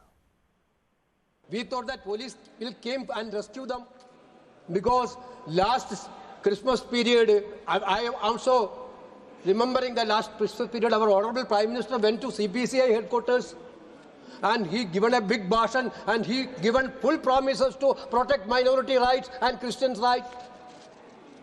In Kerala, madam, our BJP friends, they used to go to Christmas time with a cake. They used to go to Christmas cake. But now what is happening? Last 5 days, these 2 innocent nuns are in jail without any reason. Without any reason. What a cruelty this is. If the country is a banana republic, without any reason you are keeping them in the jail. That minorities are there. That are also they are women. പക്ഷേ വസന്ത്, നേരത്തെ ആർവിബാബു ചോദിച്ച പോലെ ഛത്തീസ്ഗഡിലെ കോൺഗ്രസ് നേതാക്കൾ മിണ്ടുന്നില്ല, കേരളത്തിലെ നേതാക്കളെ മിണ്ടുന്നുള്ളൂ. അദ്ദേഹത്തിന് തോന്നുന്നതാണ്, കഴിഞ്ഞ ദിവസം കോൺഗ്രസ് സംഘം ജയിലിലെത്തി ഈ സിസ്റ്റേഴ്സിനെ സന്ദർശിക്കുമ്പോൾ CPCCയുടെ ഛത്തീസ്ഗഡ് പ്രദേശ് കോൺഗ്രസ് കമ്മിറ്റിയുടെ അധ്യക്ഷനും ഞങ്ങളുടെ CLP ലീഡറും അവർക്കൊപ്പം ഉണ്ടായിരുന്നു. അപ്പൊ അങ്ങനെ ഒരു നെറേറ്റീവ് അങ്ങ് ഉണ്ടാക്കി കളയണ്ട. ഞങ്ങൾ വിശ്വസിക്കുന്നത് കേരളത്തിലെ BJP സംസ്ഥാന പ്രസിഡന്റിനെയാണ് ഞങ്ങളുടെ വിശ്വാസം. കാര്യം അദ്ദേഹം തന്നെ നമ്മളോട് പറഞ്ഞല്ലോ, ഈ കന്യാസ്ത്രീകൾ, ഈ സിസ്റ്റേഴ്സ് അവർ നിരപരാധികളാണ് എന്ന്. അപ്പൊ ആ BJP പ്രസിഡന്റിന് തന്നെ ബോധ്യമുള്ള ആ നിരപരാധികൾക്കെതിരെ കേസെടുത്ത് FIR ഇട്ട് അവരെ പോലീസ് സ്റ്റേഷനിൽ വെച്ച് ബജറംഗ് ദളിന് തള്ളാൻ അവസരം ഉണ്ടാക്കി കൊടുത്ത് ലാസ്റ്റ് അവരുടെ ജാമ്യാപേക്ഷയെ എതിർക്കുന്ന രീതിയിൽ അല്ലെങ്കിൽ അത് വെച്ചു താമസിപ്പിക്കുന്ന രീതിയിൽ ഈ ജുറിസ്ഡിക്ഷൻ അല്ല മറ്റൊരു ജുറിസ്ഡിക്ഷനാണ് അത് പരിഗണിക്കേണ്ടത് എന്ന് കോടതിയിൽ പറയുന്ന സംസ്ഥാന BJP പ്രസിഡന്റിന്റെ വാക്കിന് പോലും വില കൊടുക്കാത്ത ഛത്തീസ്ഗഡ് ഗവൺമെന്റ് ആണുള്ളത്. അതുകൊണ്ട് ഞങ്ങൾ കേരളത്തിലുള്ളവർ മാത്രമാണ് എന്നൊന്നും പറയണ്ട. ഞങ്ങൾ ക്ലിയറായി അവിടുത്തെ PCCയുടെ അധ്യക്ഷനും CLP ലീഡറും ഈ സംഘത്തിനോടൊപ്പം, അതായത് റോജി എം ജോണും അടക്കമുള്ള കേരള കോൺഗ്രസിൽ നിന്നുള്ള ശ്രീ ഫ്രാൻസിസ് ജോർജ് അടക്കമുള്ള 5 പേർ, ആ MP-മാർ, ഈ സിസ്റ്റേഴ്സിന്റെ സഹോദരൻ അടക്കമുള്ള കോൺഗ്രസ് സംഘം ജയിലിൽ ഈ സിസ്റ്റേഴ്സിനെ സന്ദർശിക്കുമ്പോൾ അവിടെ CLP ലീഡറുണ്ട്, പ്രദേശ് കോൺഗ്രസ് കമ്മിറ്റിയുടെ അധ്യക്ഷനുണ്ട്, അവിടുത്തെ പ്രവർത്തകരുമുണ്ട്. ഞങ്ങൾ രാജ്യത്തൊട്ടാകെ ഈ നിയമം ഈ കാര്യത്തിൽ ഒരു നിലപാട് എടുത്തത് കൊണ്ടാണല്ലോ ഞങ്ങൾക്കത് പാർലമെന്റിൽ അവതരിപ്പിക്കാൻ പറ്റുന്നത്.